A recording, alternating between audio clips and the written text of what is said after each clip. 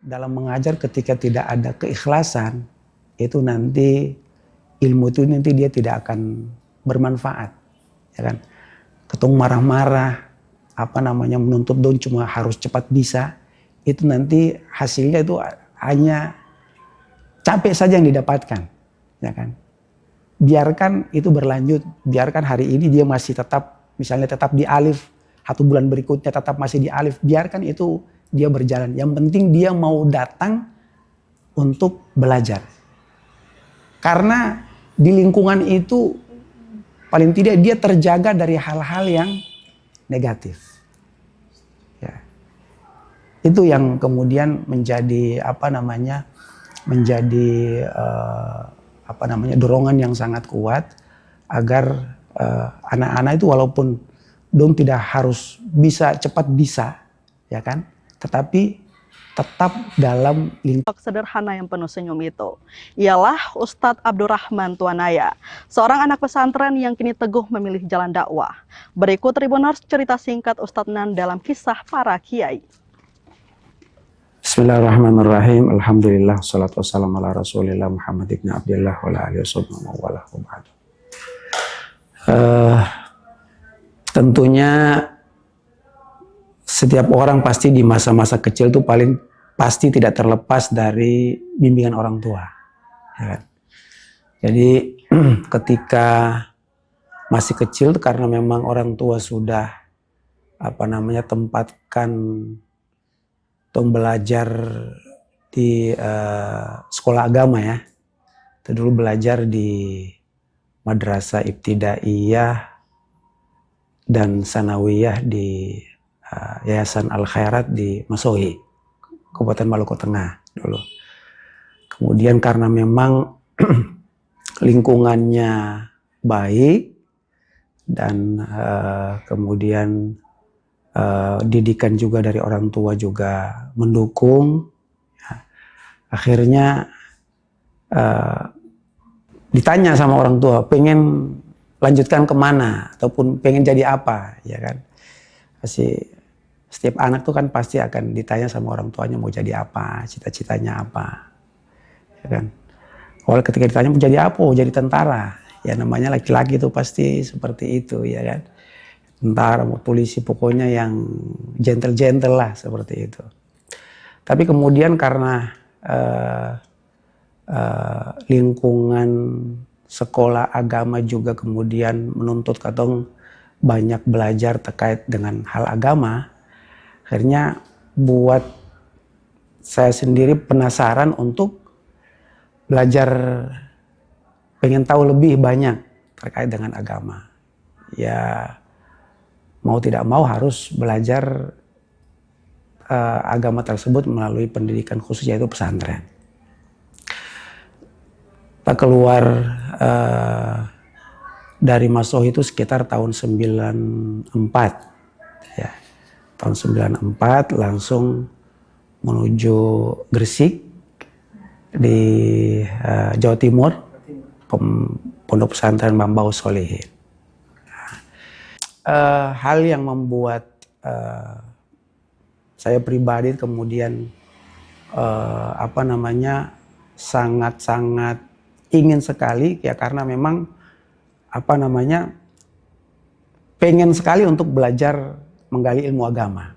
Nah, ada hal yang kemudian membuat salah satu yang membuat tidak betah, yaitu karena walaupun sebelumnya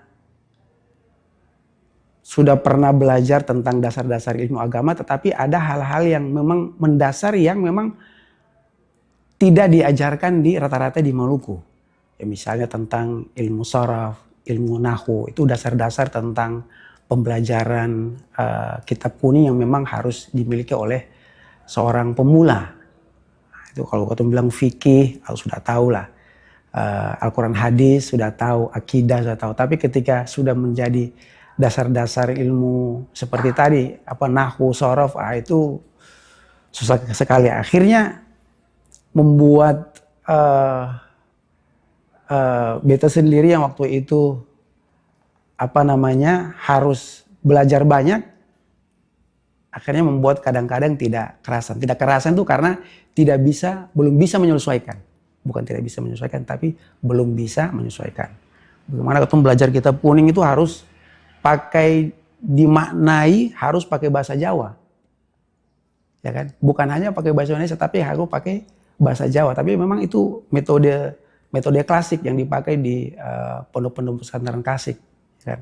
Jadi misalnya seperti Bismillahi kelawan nyebut asmane Allah, Ar-Rahmani kang melas ing dalam dunia dan akhirat, Ar-Rahimi kang melas ing dalam dunia dan akhirat beloko. Itu pakai bahasa Jawa dan ada rumus-rumusnya.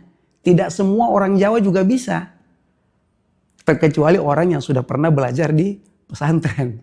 Nah, jadi itu memang ilmu-ilmu yang memang buat beta sendiri baru dan memang membuat untuk terus penasaran untuk belajar. Kemudian tahun 2000 ya. Tahun 2000 itu sudah hampir selesai. Jadi saya selesai aliyahnya 98 ya. Karena memang ada 1 tahun lagi harus ikut sekolah persiapan aliyah. Nah, jadi dari Masohi langsung ke pesantren itu tidak langsung masuk ke sekolah formalnya aliyah. Karena belum bisa mengikuti pelajaran-pelajaran yang ada. Harus punya dasar-dasar yang mumpuni dulu. Jadi harus ada sekolah persiapan baru bisa masuk sekolah aliyahnya. Ya kan? 98 selesai, saya minta izin ke Kiai untuk mau kuliah di Malang. Pada saat itu di UIN Malang. Minta izin mau kuliah di Malang. Kata beliau, kamu sebentar dulu. Nanti mudah-mudahan nanti ada MOU ataupun beasiswa dengan universitas di Suriah, di Damaskus. Mudah-mudahan nanti bisa berangkat. Ya. Jadi kamu di sini aja dulu, ngajar-ngajar juga di sini. Akhirnya tahun 2000, Mei 2000, kamu siap-siap urus berkas-berkas, nanti berangkat ke Damaskus, Suriah. Ya. Pembiayaan itu pun dibiayai oleh kiainya. Pembuatan paspor sampai tiket-tiketnya dibiayai untuk ke Damaskus, Suriah. Dan tidak pernah sekalipun terbersit dalam pikiran saya itu untuk nanti bisa belajar sampai ke luar negeri. Ya, sampai bisa belajar ke luar negeri. Akhirnya nyambinya ya wallahualam, Allah memang tunjukkan jalan hambanya masing-masing ya. Ada penawaran, kebetulan ada penawaran dari Sekolah Indonesia Damaskus yang berada di lingkungan kedutaan. Kita dipanggil untuk bisa mengajar di sana. Akhirnya mengajar di sana, akhirnya mengajar sambil kuliah. Studi Ustaz, punya fokus belajar apa studinya? Iya, fokusnya di Islamic Studies dan bahasa Arab. Islamic Studies dan bahasa Arab. Alhamdulillah, tetapi walaupun di Damaskus itu unik. Jadi walaupun kita belajar di lingkungan universitas, tetapi paling banyak ilmu yang kita dapat itu di masjid-masjid. Jadi di setiap masjid, setiap hari itu para guru-guru punya punya fak masing-masing. Kita mau belajar hadis, nanti di masjid A. Kita mau belajar tentang ilmu kalam, itu ilmu akidah, nanti di masjid B. Kita mau belajar tentang ilmu Al-Quran, nanti di masjid C.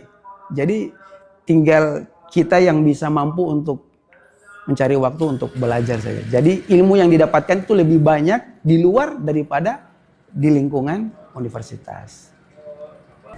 Jadi setelah hampir kurang lebih dari tahun 2000 sampai 2012 ya, kita di Damaskus. Ya, setelah belajar, kemudian juga sambil kerja juga di kedutaan, ada kemudian tentu masing-masing ya manusia itu punya dorongan untuk dia bisa menghidupi, dia punya kehidupan duniawi lah, ya kan, kerja dan sebagainya. Ada tawaran sempat dari kepala staf itu di Bulgaria, udah kamu ke Bulgaria aja, mumpung lagi Damaskus itu lagi kerusuhan, lagi Arabic Spring juga kena. Jadi kamu ke Bulgaria aja. Ya sudah, kirim berkas. Ternyata biasa kan kalau kepala staf itu diterima langsung di situ tanpa harus ada ikut tes dari Kemenlu di Jakarta, ya kan? Tapi tahu-tahunya pada saat itu harus ikut tes di Kemenlu di Jakarta. Kita lokal staff, sebagai lokal staff itu ada seperti kontrak kerja, jadi 3 tahun perpanjang kontrak, 3 tahun perpanjang kontrak, ya kan, dari Kemenlu di Jakarta. Setelah dikasih perpanjang kontrak, saya tidak perpanjang kontrak. Ditanya mau kemana? Kenapa tidak mau panjang kontrak? Ya mau ke Bulgaria. Kenapa ke Bulgaria? Sini kan lagi butuh kamu, kenapa harus ke Bulgaria? Bahkan dubesnya itu tidak mau saya pindah.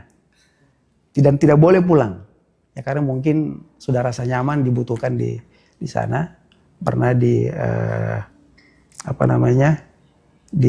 protokol konsuler dan perlindungan warga Indonesia. Ada sekitar 2 tahun, kemudian setelah itu di Pensosbud.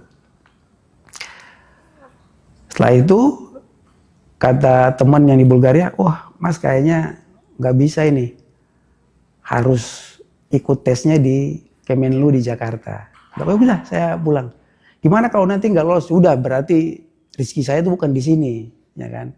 Berarti memang harus pulang ke kampung halaman, ke Ambon. Sampai di Jakarta ikut tes semuanya lolos, sampai interview semuanya lolos. Dia bilang, kamu ini luar biasa nih, kenapa kok minta pindah dari Damaskus? Ya Damaskus lagi rusuh, gimana kita mau kerja, ya kan, nggak tenang. Terus lalu kenapa mau ke Bulgaria? Ya karena memang dikasih tawaran ke sana, ya kan, dan di sana juga membutuhkan tenaga. Ya sudah. Tapi ini dubes kamu tidak mau kamu pindah dari Damaskus. Ya. Jadi ya boleh apa ya kan kita kontrakan gitu. Sesuai dengan kontrak, terkecuali ya diplomat dia harus nurut kan, iya harus ikut. Sudah. Ya sudah, nanti tunggu kabar untuk berangkat, ataupun khususnya tempuhnya orang-orang kampung banyak kemudian seperti tidak ada figur, tidak ada tokoh yang kemudian mengarahkan, ya kan, dong untuk bisa bagaimana minimal lah hari-hari ataupun jam-jam waktu maghrib sama isya itu tidak berkeliaran di luar, ya kan. Aku bilang, ini karena kenapa kok anak-anak berkeliaran? Oh tidak ada tempat ngaji Ustaz. Oh di sini tidak ada TPQ, tidak. Oh sudah kita bikin TPQ. Itu masih gubuk, ya kan. Jadi kadang-kadang orang datang sini, wow Ustaz lumayan ya. Ya jangan dilihat ininya, lihat dari proses awalnya dulu. Susahnya seperti apa, ya kan. Jadi memang rata-rata kiai-kiai yang memang betul-betul dari awal itu ya memang dari gubuk, ya, bukan dari kemudian awal langsung sudah berdiri megah, ya kan. Nah dari situ kemudian pelan-pelan, mulai dari orang rumah dulu, ya kan. Mau ngaji pengen, tahu-tahu lama-lama yang tetangga mau ikut, lain-lain. Banyak yang kemudian ingin belajar, diminta untuk kemudian sudah dibangun di sini, kemudian suruh lanjutkan. Hal yang kemudian menggugah untuk kemudian bagaimana kita untuk ditanya kenapa tidak kerja saja, jadi pegawai, jadi PNS, dia bilang. Ya kalau mau kerja dengan jadi PNS lagi berarti kita kembali lagi ke Damaskus, ya kan? Artinya itu mengulangi hal yang sama lagi, ya kan? Atau mau mengabdi masyarakat berarti tidak betul-betul mau ini lagi, ya kan? Karena artinya kita lebih banyak sibuk nanti di tempat kerjaan lagi, bukan mengabdi untuk masyarakat. Nah, akhirnya hal itu yang kemudian mendorong kita pribadi untuk mengabdikan diri di masyarakat. Ya sudah, pelan-pelan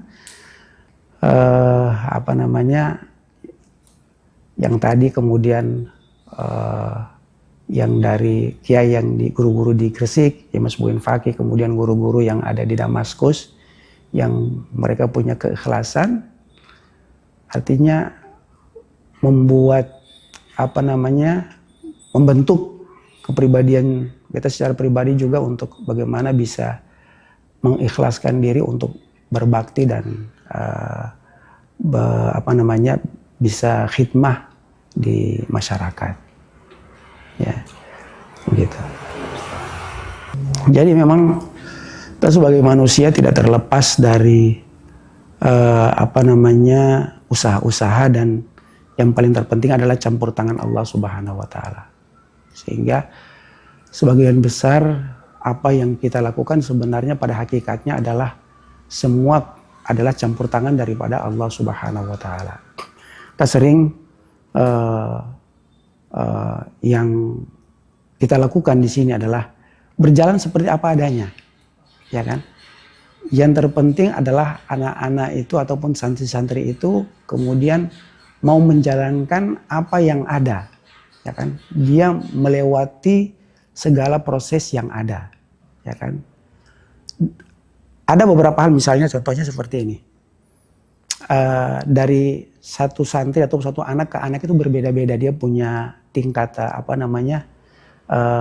tingkat penerimaan ataupun dia punya keilmuan, ya kan? Ada misalnya ada santri yang misalnya dia ngaji kok dalam segi keilmuan kok dianggap kok kenapa lamban, tertati-tati, susah sekali, ya kan? Tapi terkadang inilah apa yang mungkin mungkin sebagai pengajar ada sisi yang katong pengen cepat-cepat, bahkan juga orang tua demikian pengen cepat-cepat anak itu cepat bisa, ya. Padahal memang dia butuh proses, ya kan? Maka sebagai guru, sebagai kiai itu hanya sekedar menyampaikan, hasilnya itu kita serahkan kepada Allah Subhanahu wa taala. Itu yang prosesnya itu yang memang kita harus butuh kesabaran, butuh keikhlasan. Nah, itu juga. Makanya dalam pengajaran ada kita punya beberapa santri yang kemudian yang sudah senior yang juga ikut membantu untuk mengajar. Pernah sampaikan bahwasanya dalam mengajar ketika tidak ada keikhlasan itu nanti ilmu itu nanti dia tidak akan bermanfaat, ya kan? Ketemu marah-marah, menuntut dong cuma harus cepat bisa, itu nanti hasilnya itu hanya capek saja yang didapatkan, ya kan? Biarkan itu berlanjut, biarkan hari ini dia masih tetap misalnya tetap di alif, 1 bulan berikutnya tetap masih di alif, biarkan itu dia berjalan. Yang penting dia mau datang untuk belajar.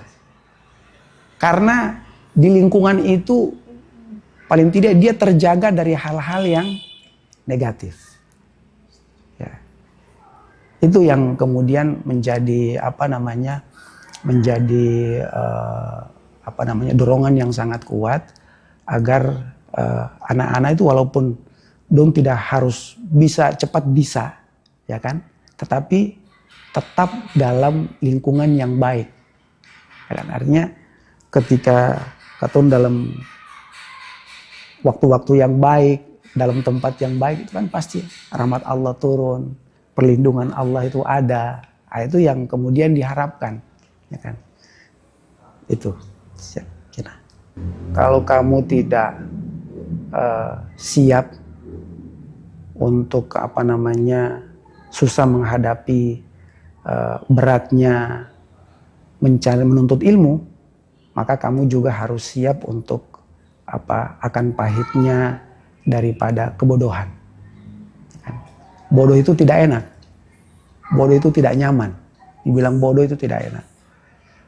Kita mau membangun apa itu harus punya keilmuan, melakukan apa harus didasari dengan ilmu. Begitu juga kita beragama, ya kan? Beragama harus dilandasi dengan ilmu pengetahuan, ya kan? Tidak ada orang yang sholat kemudian tunduk bangun dengan gerakan-gerakan yang hampa, ya, tanpa ada arti dan substansi, tidak ada ruhnya.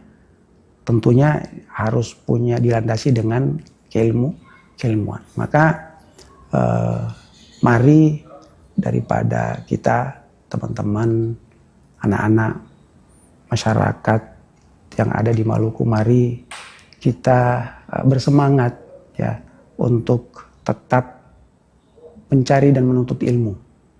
Karena tidak ada batasan waktu dan batasan ruang.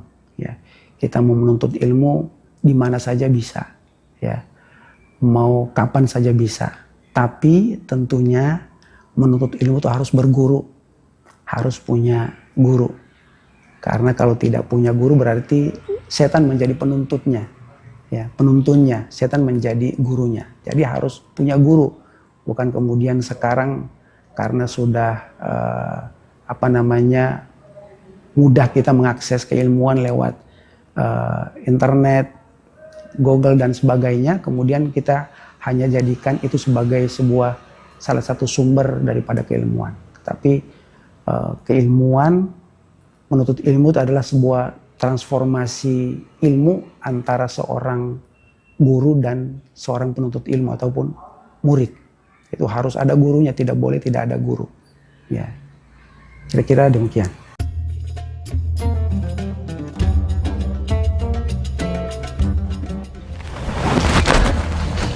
Tribuners, ikhlas adalah pilihan sadar dengan menggantungkan semua di tangan Allah Subhanahu wa Ta'ala. Semoga sekilas kisah ini membawa pesan baik bagi kita semua. Saya Mesya Marasabesi pamit undur diri. Wassalamualaikum warahmatullahi wabarakatuh. Download Tribun X sekarang, menghadirkan lokal menjadi Indonesia.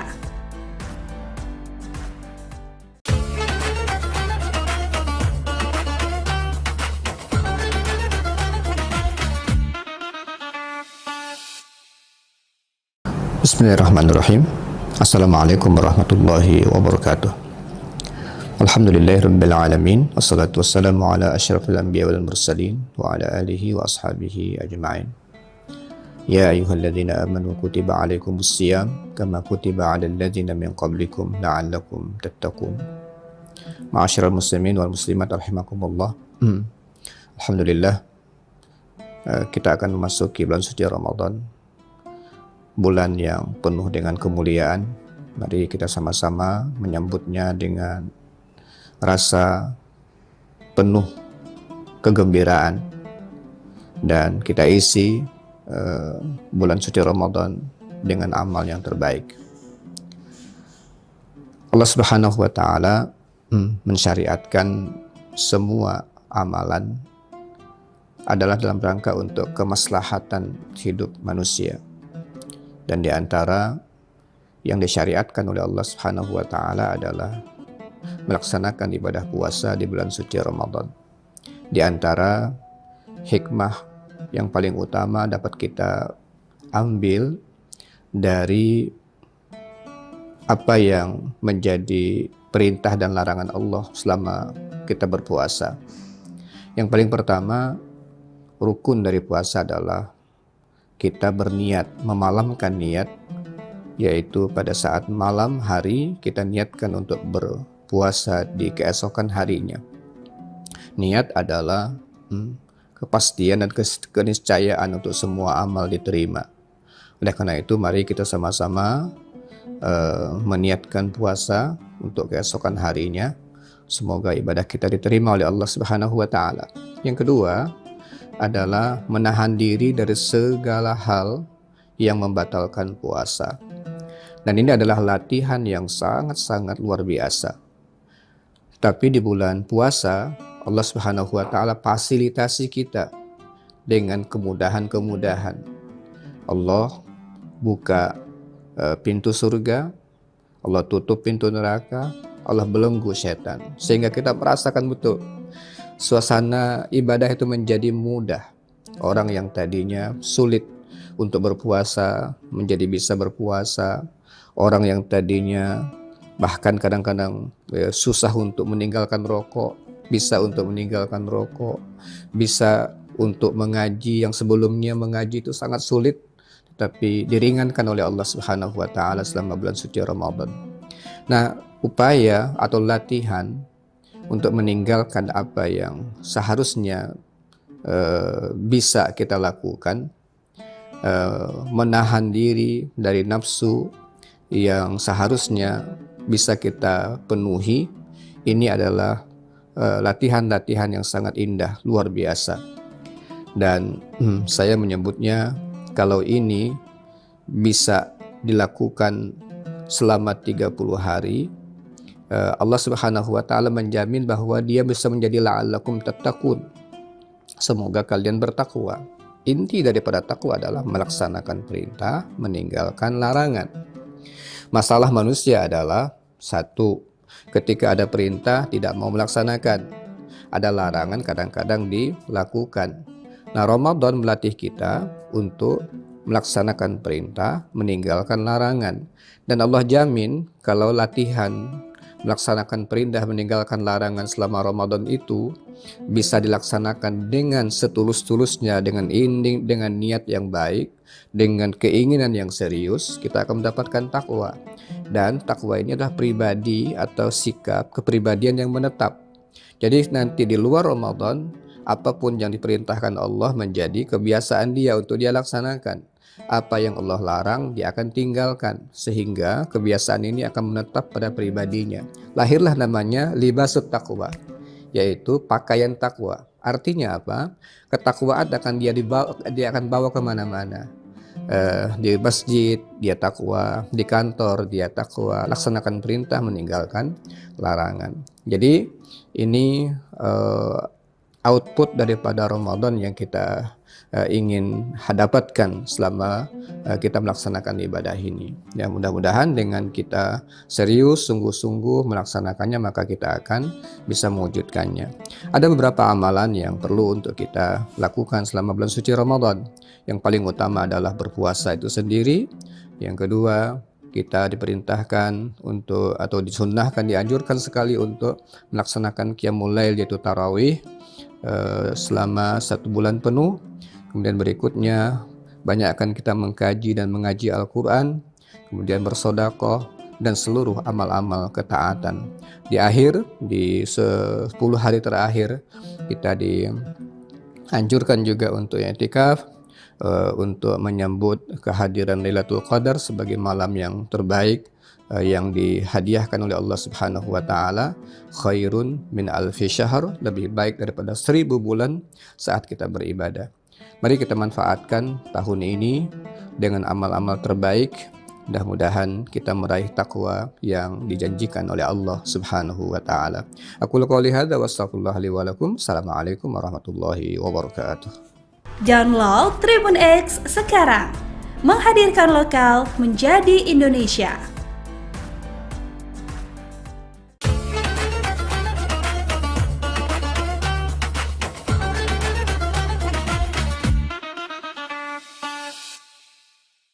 Bismillahirrahmanirrahim. Assalamualaikum warahmatullahi wabarakatuh. Alhamdulillah, nahmaduhu wa nasta'inuhu wa nastaghfiruh wa na'udzu billahi min syururi anfusina wa min sayyiati a'malina, may yahdihillahu fala mudhillalah wa may yudlilhu fala hadiyalah. Nashhadu an la ilaha illallah wahdahu la syarikalah, iyyahu na'budu wa iyyahu nasta'in, wa ashhadu anna sayyidana Muhammadan abduhu wa rasuluh al-mab'utu rahmatan lil alamin. Allahumma salli wa sallim ala sayyidina Muhammadin al-fatih lima ughliq wal khatim lima sabaqa nasiril haqqi bil haqq wal hadi ila siratikal mustaqim wa ala alihi haqqa qadrihi wa miqdaril azim, amma ba'd. Alhamdulillah, segala puji syukur kehadirat Allah Subhanahu wa taala yang melimpahkan nikmatnya kepada kita semua, sehingga kita merasakan kenyamanan di dunia ini. Yang mudah-mudahan juga berkah nikmat yang diberikan Allah ini, kita juga mampu menjadi hamba-hamba yang senantiasa gemar bersyukur atas nikmat yang diberikannya. Allah berfirman, lain syakartum la azidannakum wa la in kafartum inna adzabi lasyadid.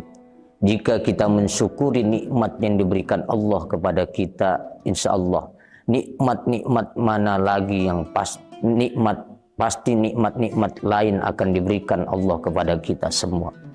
Dan mudah-mudahan nikmat itu terus-menerus datang kepada kita. Amin ya rabbal alamin.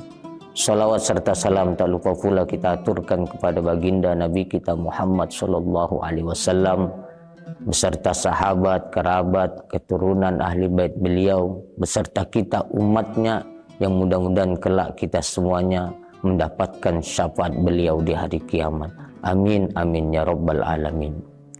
Baiklah pemirsa Tribuners dimanapun kita berada, bertemu kembali kita di program Mutiara Ramadan, yang mana insya Allah pada hari ini kita membahas tema hijrah tanpa sorotan kamera.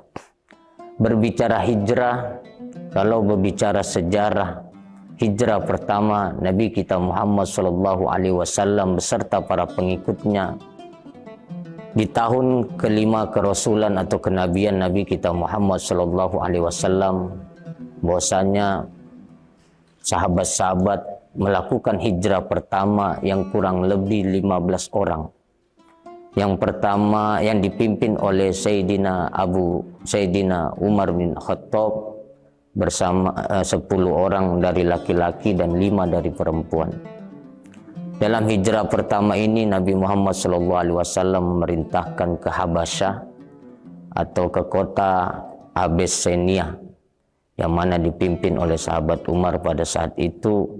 Alhamdulillah disambut oleh Raja Habasyah dengan kedatangan sahabat-sahabat Nabi atau yang disebut dengan As-Sabiqunal Awwalun. Kemudian singkat cerita mendapat kabar lah untuk kembali ke kota Makkah, karena pada saat itu merasa Makkah sudah aman. Akhirnya sahabat Umar beserta rombongan kembali lagi ke kota Makkah, dan pada sampainya di Makkah bahwasanya kota Makkah tidak baik-baik saja. Akhirnya Nabi memutuskan bersama sahabat-sahabat beliau kembali hijrah ke Habasyah dengan jumlah yang begitu besar, bahkan lebih banyak lebih dari setengah yang di awal, atau lebih dari 100%-nya hijrah pertama. Kurang lebih 101 pada saat itu, dengan jumlah laki-laki 83 dan perempuan 28, dipimpin oleh Ja'far bin Abi Thalib karramallahu radhiyallahu anhu. Alhamdulillah sampai kota Habasyah, bahkan Raja Habasyah sempat kagum dengan kedatangan para muhajir yang mana lebih banyak sebelumnya, dan berkah itu semuanya akhirnya Raja Habasyah di hijrah kedua sahabat-sahabat Nabi, beliau juga memeluk agama Islam. Singkat cerita, Nabi Muhammad SAW bersabda, "Al-muhajir man hajara ma nahallahu anhu." Hadis riwayat Bukhari wa Muslim. Ini disampaikan Nabi Muhammad SAW bahwasanya orang yang berhijrah itu adalah orang yang meninggalkan tempat ke suatu tempat untuk menjauhi segala larangan atau hal-hal yang dilarang oleh Allah Subhanahu wa taala. Singkat cerita, setelah Raja Habasyah memeluk agama Islam, para sahabat kembali lagi ke kota Makkah. Dan pada saat itu di kota Makkah masih suasana belum damai, masih banyak penindasan kaum muslimin pada saat itu. Akhirnya bahkan Nabi Muhammad SAW pengen dibunuh. Singkat cerita, akhirnya Nabi Muhammad menginstruksikan untuk hijrah lagi yang ketiga. Di gelombang ketiga ini akhirnya Nabi Muhammad juga langsung ikut serta di dalam hijrahnya yang ketiga, yang mana hijrah ini ke kota Yasrib yang kita kenal dengan kota Madinah Al-Munawwarah. Alhamdulillah, hijrah ketiga ini Nabi beserta rombongan banyak, yang mana dengan hijrah ini itulah awal kesuksesan, awal keagungan, kemakmuran agama Allah Subhanahu wa taala. Singkat cerita, ada beberapa titik yang bisa kita ambil dari hijrah ini. Kenapa Nabi berserta sahabat As-Sabiqunal Awwalun melakukan hijrah ini? Yang pertama, minasyirki ila tauhid, dari kesirikan-kesirikan yang menyekutukan Allah. Dengan melakukan hijrah, mereka bertauhid kepada Allah Subhanahu wa taala, mengesahkan tiada Tuhan selain Allah. Kemudian yang kedua, minal kufri ilal iman, orang-orang yang kafir atau kufur lantas berkah hijrah, mereka beriman kepada Allah Subhanahu wa taala, nabi, malaikat dan seterusnya. Yang ketiga, minal jahiliyati ilal Islam, dari zaman yang mana tidak mengenal aturan agama, norma-norma dalam kehidupan, dalam bermasyarakat, dengan berkah hijrah akhirnya beragama yang baik sesuai dengan ajaran Nabi kita Muhammad SAW. Dan yang ketiga, minaz zulumati ilan nur, yang membawa jalan dari kegelapan menuju jalan terang benderang. Alhamdulillah, Tribuners dimanapun kita berada, yang dimaksud dengan tema kita hijrah tanpa sorotan kamera, artinya hijrah kita ini kita mampu meninggalkan sesuatu yang sebelumnya dilarang oleh Allah, menuju sesuatu yang benar-benar diperintahkan Allah Subhanahu wa taala. Kalau dari tema ini tanda kutip, maksudnya kita berbuat baik tanpa harus di video, tanpa harus segala sesuatu kita masukkan di medsos, walaupun ini juga dakwah. Tapi dakwah yang sebenarnya kalau kita mengambil peristiwa kejadian hijrah pertama, akhirnya memang benar-benar melakukan perubahan. Yang mana tadi dalam hadis Nabi, al-muhajir man hajaro ma nahallahu an. Yang mana para orang-orang yang hijrah itu adalah meninggalkan tempat yang mana dulunya sering melakukan pelanggaran atau tidak mengikuti perintah Allah Subhanahu wa taala melalui ajaran Nabi kita Muhammad SAW. Artinya hijrah itu bagaimana diri kita lebih baik daripada sekarang untuk akan datang, atau lebih baik daripada tahun sebelum-sebelumnya atau tahun akan datang. Apalagi kita di bulan suci Ramadan ini, mudah-mudahan kita semua dipertemukan dengan bulan Ramadan yang mulia ini, kita bisa memperbaiki diri kita lebih baik daripada Ramadan sebelumnya. Karena bulan disebut Ramadan karena yurmidus dzunub. Bulan Ramadan itu menggugurkan, membakar atau menghapuskan dosa-dosa kita terdahulu, dengan catatan selain berpuasa, istiqomah melakukan ibadah, melakukan kebaikan-kebaikan semata-mata mencari ridho Allah Subhanahu wa taala. Tribuners dimanapun kita berada di program Mutiara Ramadan ini, mudah-mudahan kita bisa mengambil hikmah dari hijrah Nabi kita Muhammad SAW beserta sahabat-sahabat dulunya, yang mana yang benar-benar kita bisa orang-orang yang dulunya syirik kemudian bertauhid, orang-orang yang kufur kemudian beriman, yang jahiliyah menjadi Islam, kemudian yang merasa dalam kehidupan kegelapan merasakan terang benderang. Dengan hijrah yang kita lakukan, membawa kebaikan kepada orang, bukan hanya buat diri kita sendiri, bahkan untuk keluarga, saudara, masyarakat, dan masyarakat luas. Pemirsa Tribuners dimanapun berada, mungkin cukup sekian apa yang kami sampaikan. Mudah-mudahan ini bisa memberikan pelajaran, ini juga bisa merefleksi kehidupan sehari-hari kita, agar kita bisa lebih baik dan terus baik. Qala Allah Ta'ala fi kitabil karim, fastabiqul khairat, berlomba-lombalah dalam kebaikan. Terima kasih atas segala perhatian. Mohon maaf atas segala kekurangan. Hadanallahu wa iyyakum ajma'in. Ihdinas siratal mustaqim. Mohon maaf lahir dan batin. Wallahul muwaffiq ila aqwamit thoriq. Assalamualaikum warahmatullahi wabarakatuh. Download Tribun X sekarang. Menghadirkan lokal menjadi Indonesia. Ya, tentu karena ini pertama ya. Tahun pertama kita siapkan sedemikian rupa karena apapun namanya, ini adalah masjid negara, walaupun belum diputuskan sebagaimana ketentuan yang ada, tetapi karena ini disimboliskan sebagai masjid negara, maka seluruh kegiatan-kegiatan dari yang akan mengimami kita semuanya dari Istiqlal di dalam kegiatan di bulan suci Ramadan. Bukan saja pada saat salat tarawih, tapi seluruh salat wajib setiap hari juga akan diimami oleh masjid yang sangat besar. Kalau menurut informasi dari Pak Kepala Balai, kalau penuh itu bisa sampai 60.000, 65.000 jamaah bisa tertampung di seluruh fasilitas yang tersedia.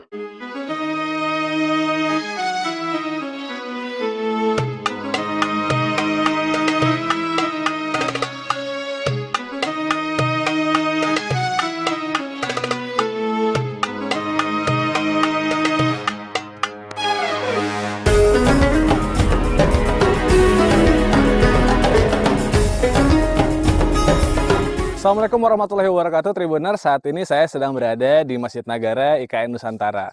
Dalam rangka menyambut bulan suci Ramadan, Otorita IKN bersama dengan Kemenak dan sejumlah pihak yang terlibat sedang melakukan persiapan soal kegiatan-kegiatan yang akan dilakukan selama bulan suci Ramadan di Masjid Nagara IKN Nusantara.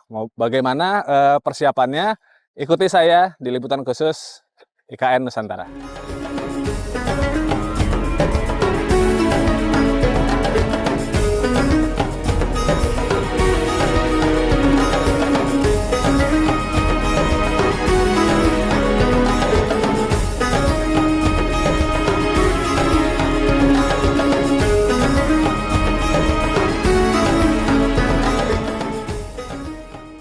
Nah, Tribuners, bisa kita lihat bersama bahwa bagian dari Masjid Negara IKN Nusantara mungkin belum sepenuhnya rampung 100% ya. Cuma secara fungsional masjid ini sudah bisa digunakan. Dan rencananya akan digunakan pada awal Ramadan ini hingga sholat Id mendatang. Namun, menurut informasi yang kami dapat bahwa penggunaan Masjid Negara IKN Nusantara tidak hanya berfokus pada saat Ramadan dan Idul Fitri saja, namun di luar Ramadan dan Idul Fitri nantinya akan tetap digunakan sebagai sarana beribadah umat muslim yang ada di daerah atau sekitaran IKN Nusantara. Dan Masjid Nagara IKN Nusantara sendiri mampu menampung kurang lebih sekitar 65.000 jamaah di seluruh fasilitas Masjid Negara IKN Nusantara.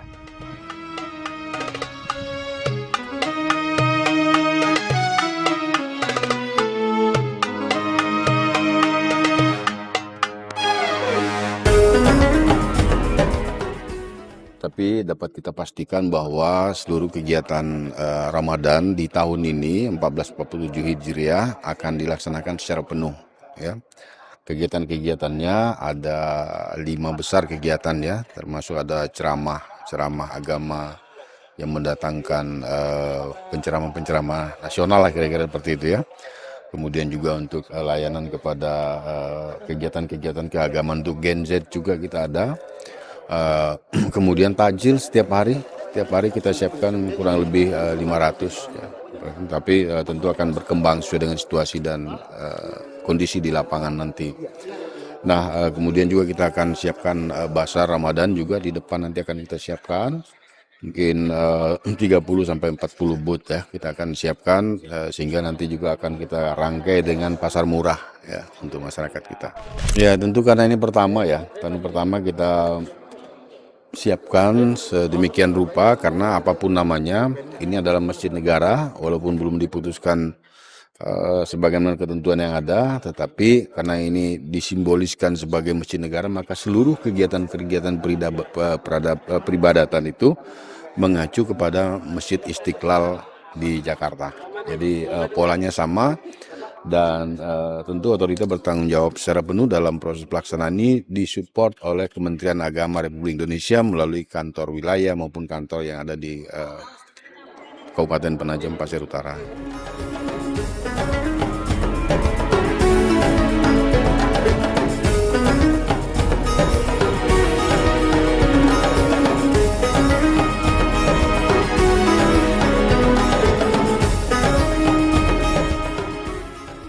Tentu menetapkan masjid negara ada ketentuannya ya. Ada kepres yang tentu akan diusulkan oleh Menteri Agama nanti. Kementerian Agama itu untuk penetapan ini menjadi masjid negara. Tapi itu masih proses. Namun demikian, karena ini statusnya nanti akan menjadi masjid negara, maka seluruh tata kelola mulai hari ini, mulai besok dan seterusnya itu mengikuti tata kelola seperti masjid negara sebagaimana Istiqlal. Tadi saya juga menyampaikan selamat datang kepada imam Masjid Istiqlal, dari yang akan mengimami kita semuanya dari Istiqlal di dalam kegiatan di bulan suci Ramadan. Bukan saja pada saat salat tarawih, tapi seluruh salat wajib setiap hari juga akan diimami oleh mereka. Jadi pada kesempatan ini kita juga menghimbau, mengundang kepada seluruh masyarakat yang ada, baik di dalam wilayah IKN atau dari mana saja, sambil tamasyah di bulan suci Ramadan, ngabuburit lah kerennya gitu ya. Bisa datang ke sini, bisa buka puasa bersama dan memakmurkan masjid kita nih. Karena kita masjid yang sangat besar, kalau menurut informasi dari Pak Kepala Balai, kalau penuh itu bisa sampai 60.000, 65.000 jamaah bisa tertampung di seluruh fasilitas yang tersedia. Nashhadu alla ilaha illallah wa nastaghfirullah nas'aluka ridhaka wal jannah wa na'udzubika min sakhatika wan nar. Asyhadu an la ilaha illallah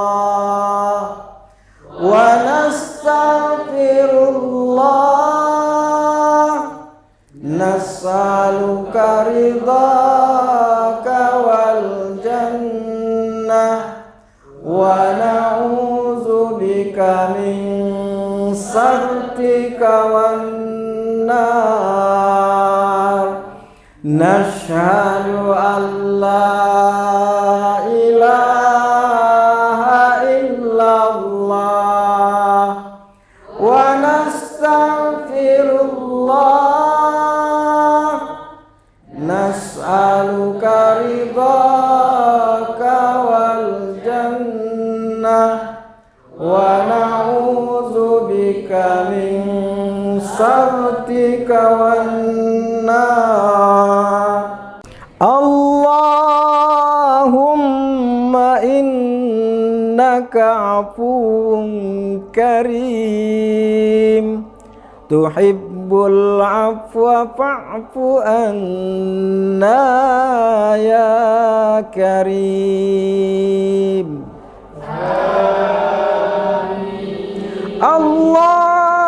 Allahumma innaka afuwun karim tuhibbul afwa fa'fu anna ya karim.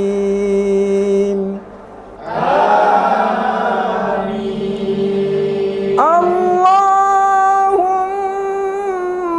innaka afuwun karim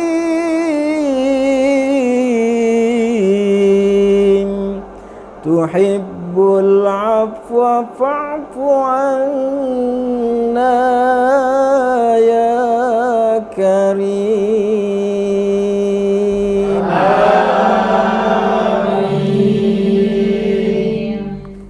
Nashhadu an la ilaha illallah wa nastaghfirullah nas'aluka ridhaka wal jannah wa na'udzubika min sakhatika wan nar. Asyhadu an la ilaha illallah wa nastaghfirullah nas'aluka ridhaka wal jannah wa na'udzubika min sakhatika wan nar. Nashhadu an la ilaha illallah wa nastaghfirullah. Nas'aluka ridhaka wal jannah wa na'udzubika min sakhatika wan nar. Allahumma innaka afuwun karim tuhibbul afwa fa'fu anna ya karim.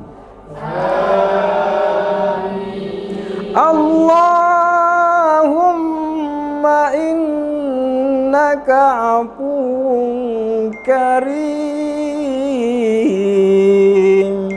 tuhibbul afwa fa'fu anna ya karim.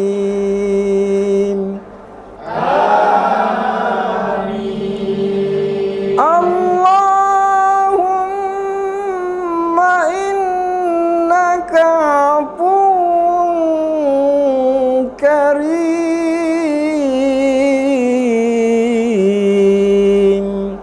tuhibbul afwa fa'fu anna ya karim.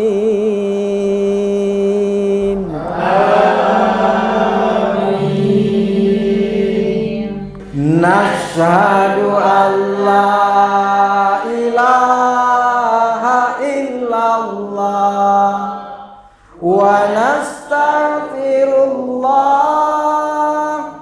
Nas'aluka ridhaka wal jannah wa na'udzubika min sakhatika wan nar. Ashhadu an la ilaha illallah wa nastaghfirullah. Nas'aluka ridhaka wal jannah wa na'udzubika min sakhatika wan nar. Nashhadu an la ilaha illallah wa nastaghfirullah. Nas'aluka ridhaka wal jannah wa na'udzubika min sakhatika wan nar. Allahumma innaka afuwun karim tuhibbul afwa fa'fu anna ya karim. Allahumma innaka afuwun karim tuhibbul afwa fa'fu anna ya karim.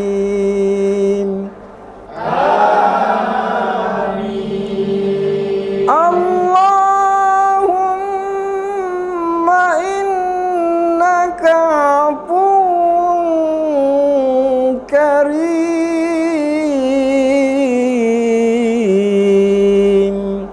tuhibbul afwa fa'fu anna ya karim.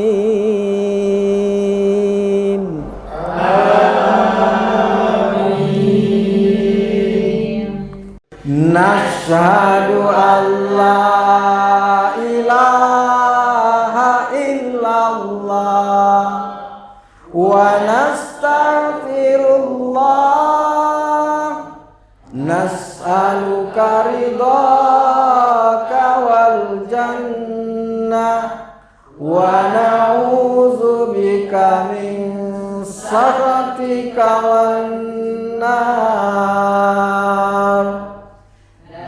Asyhadu an la ilaha illallah wa nastaghfirullah nas'aluka ridhaka wal jannah wa na'udzubika min sakhatika wan nar. Nashhadu an la ilaha illallah wa nastaghfirullah nas'aluka ridhaka wal jannah wa na'udzubika min sakhatika wan nar. Allahumma innaka afuwun karim tuhibbul afwa fa'fu anna ya karim.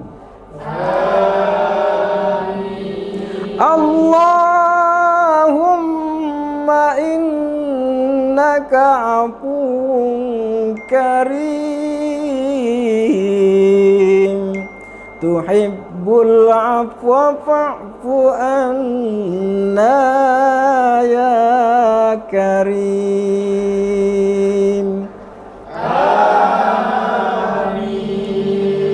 Allahumma innaka afuwun karim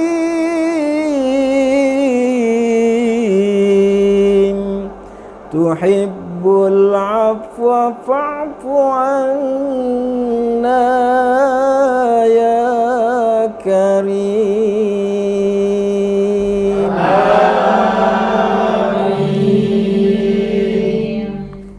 Nashhadu an la ilaha illallah wa nastaghfirullah nas'aluka ridhaka wal jannah wa na'udzubika min sakhatika wan nar.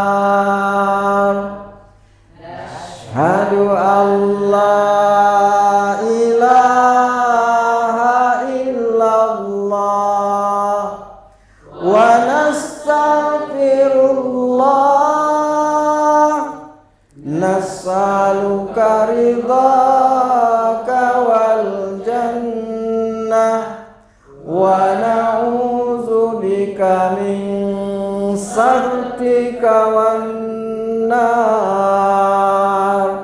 Nashhadu an la ilaha illallah wa nastaghfirullah nas'aluka ridhaka wal jannah wa na'udzubika min sakhatika wan nar. Allahumma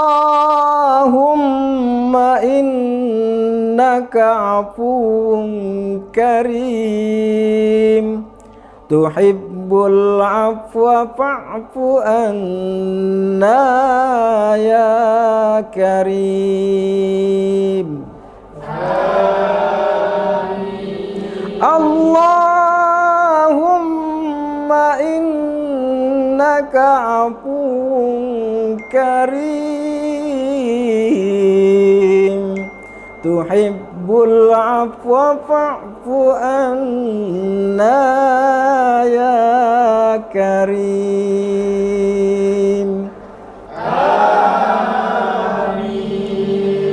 Allahumma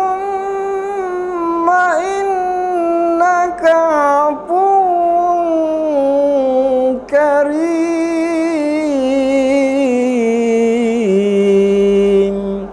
tuhibbul afwa fa'fu anna ya karim.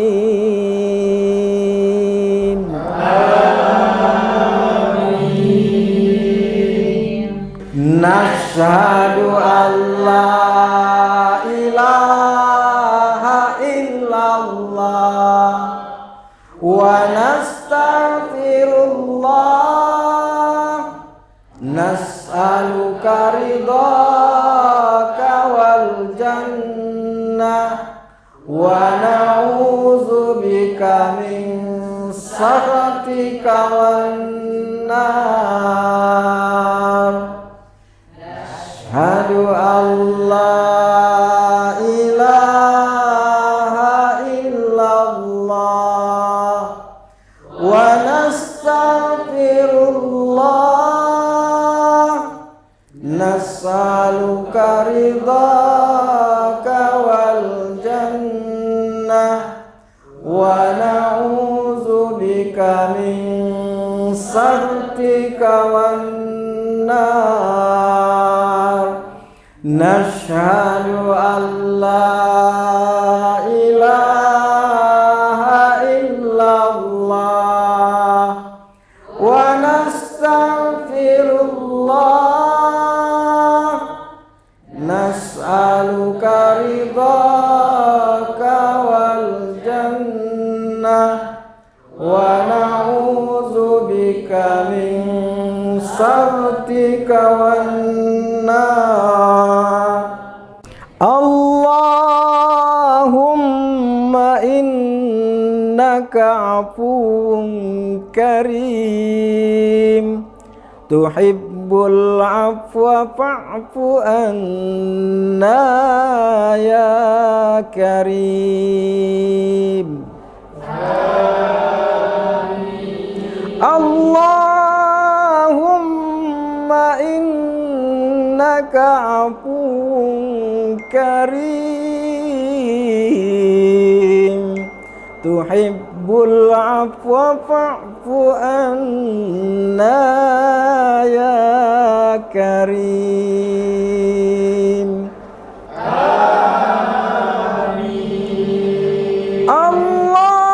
Allahumma innaka afuwun karim,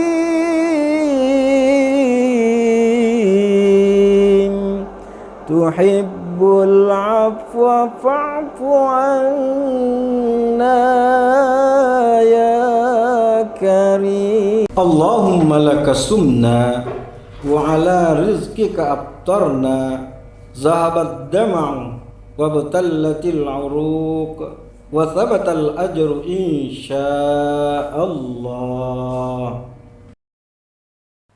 Allahu akbar, Allahu akbar, Allahu akbar,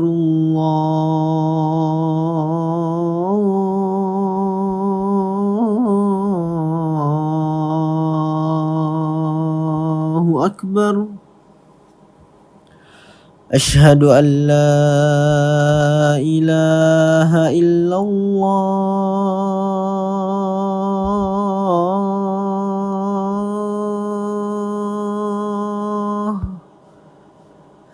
asyhadu an la ilaha illallah,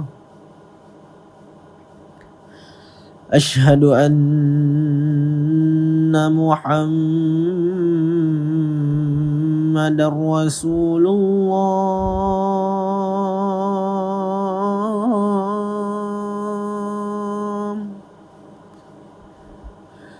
أشهد أن محمد رسول الله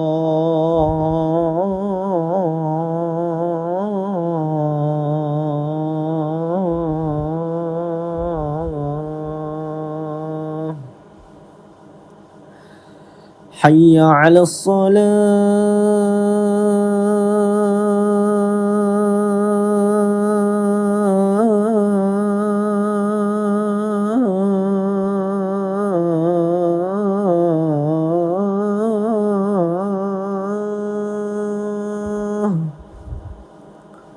حي على الصلاة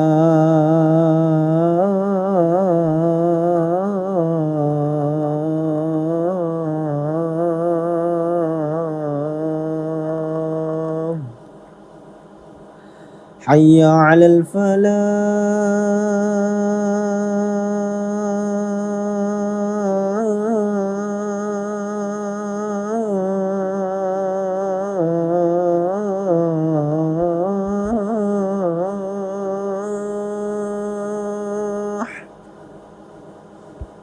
حي على الفلاح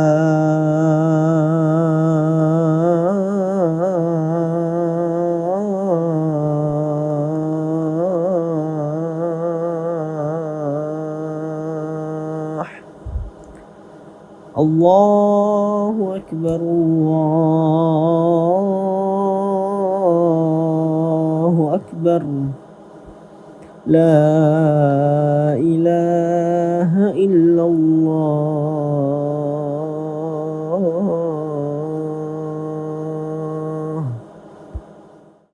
اللهم رب هذه الدعوة التامة والصلاة القائمة آت محمدا الوسيلة والفضيلة والشرف والدرجة العالية الرفيعة وبعثه مقاما محمودا الذي وعدته إنك لا تخلف الميعاد.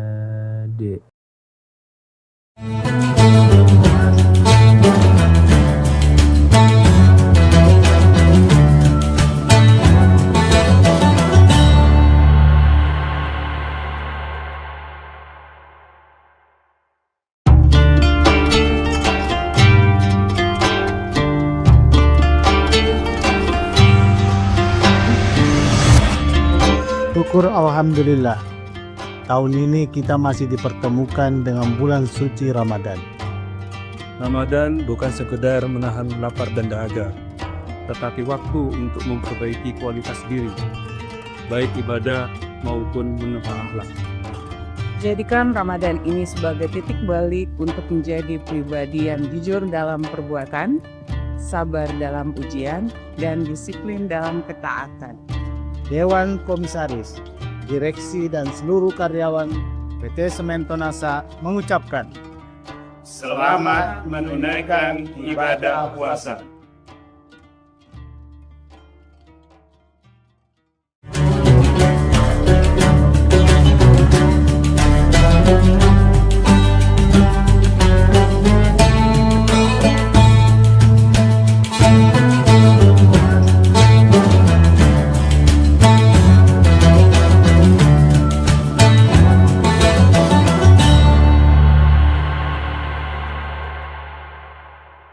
Assalamualaikum warahmatullahi wabarakatuh. Tribuners, seperti apa kabar Anda di puasa hari ini? Semoga semuanya dalam keadaan sehat walafiat dan juga puasanya masih lancar hingga hari ini. Dan tentu saja senang sekali saya Ilu Devisania dapat kembali menyapa Tribuners kali ini dalam program Syiar Ramadan. Dan episode kali ini kita akan membahas tema terkait dengan menjadi pribadi bijak yang meninggalkan jejak, tentunya bersama dengan Bapak Ustadz Kiai Haji Sabarudin LC yang sudah bersama kita pada hari ini di studio. Assalamualaikum Pak Ustadz. Waalaikumsalam warahmatullahi wabarakatuh. Kabarnya bagaimana? Alhamdulillah, dalam keadaan sehat walafiat. Sehat dan juga masih lancar dalam berpuasa. Baik, nah Pak Ustadz, tema kita hari ini merupakan menjadi pribadi bijak yang meninggalkan jejak. Mungkin tema ini kita akan membahas terkait dengan bagaimana kita meninggalkan jejak itu dalam bentuk kebaikan, supaya agar nanti ketika kita sudah tidak ada lagi di muka bumi ini, kita tetap diingat dengan kebaikan itu, atau mungkin istilahnya amal jariah ya Pak Ustadz ya. Seperti apa mungkin, silakan. Bismillahirrahmanirrahim. Hamdan wa syukranillah, salatan wa salaman ala rasulillah, amma ba'd. Ya, sebuah ungkapan mengatakan bahwa harimau mati meninggalkan belang, manusia mati meninggalkan nama yang baik. Ya, dari istilah ini tentu mengajarkan kepada kita bahwa dunia ini akan ditinggalkan, tapi yang tinggal yang abadi adalah kenangan dan jejak yang baik. Dalam Al-Quran, kita temukan ada surah yang membahas tentang bagaimana menjadi pribadi yang bijak, yaitu di surah Asy-Syu'ara. Surah ini menceritakan tentang Nabi Ibrahim alaihissalam yang 40.000 tahun yang lalu sampai saat sekarang ini, itu namanya selalu dikenang, apalagi ketika melaksanakan ibadah haji dan umroh.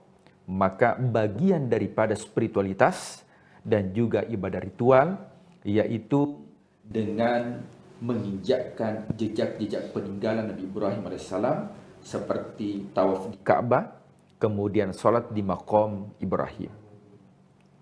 Ini menunjukkan bahwa ya, meskipun usia kita dibatasi oleh waktu sesuai dengan kontrak perjanjian kita dengan Allah. Ketika dalam rahim seorang ibu, Allah berfirman, alastu bi rabbikum, bukankah aku Tuhanmu? Maka bayi yang ada dalam kandungan mengatakan, qalu bala syahidna. Maka terjadilah kontrak MOU, perjanjian antar hamba dengan Tuhan. Maka di muka bumi ini kita ada batas usia. Akan tetapi, meskipun usia kita dibatasi, akan tetapi jangan sampai umur kita dibatasi dengan kebaikan. Makanya bedanya usia dengan umur.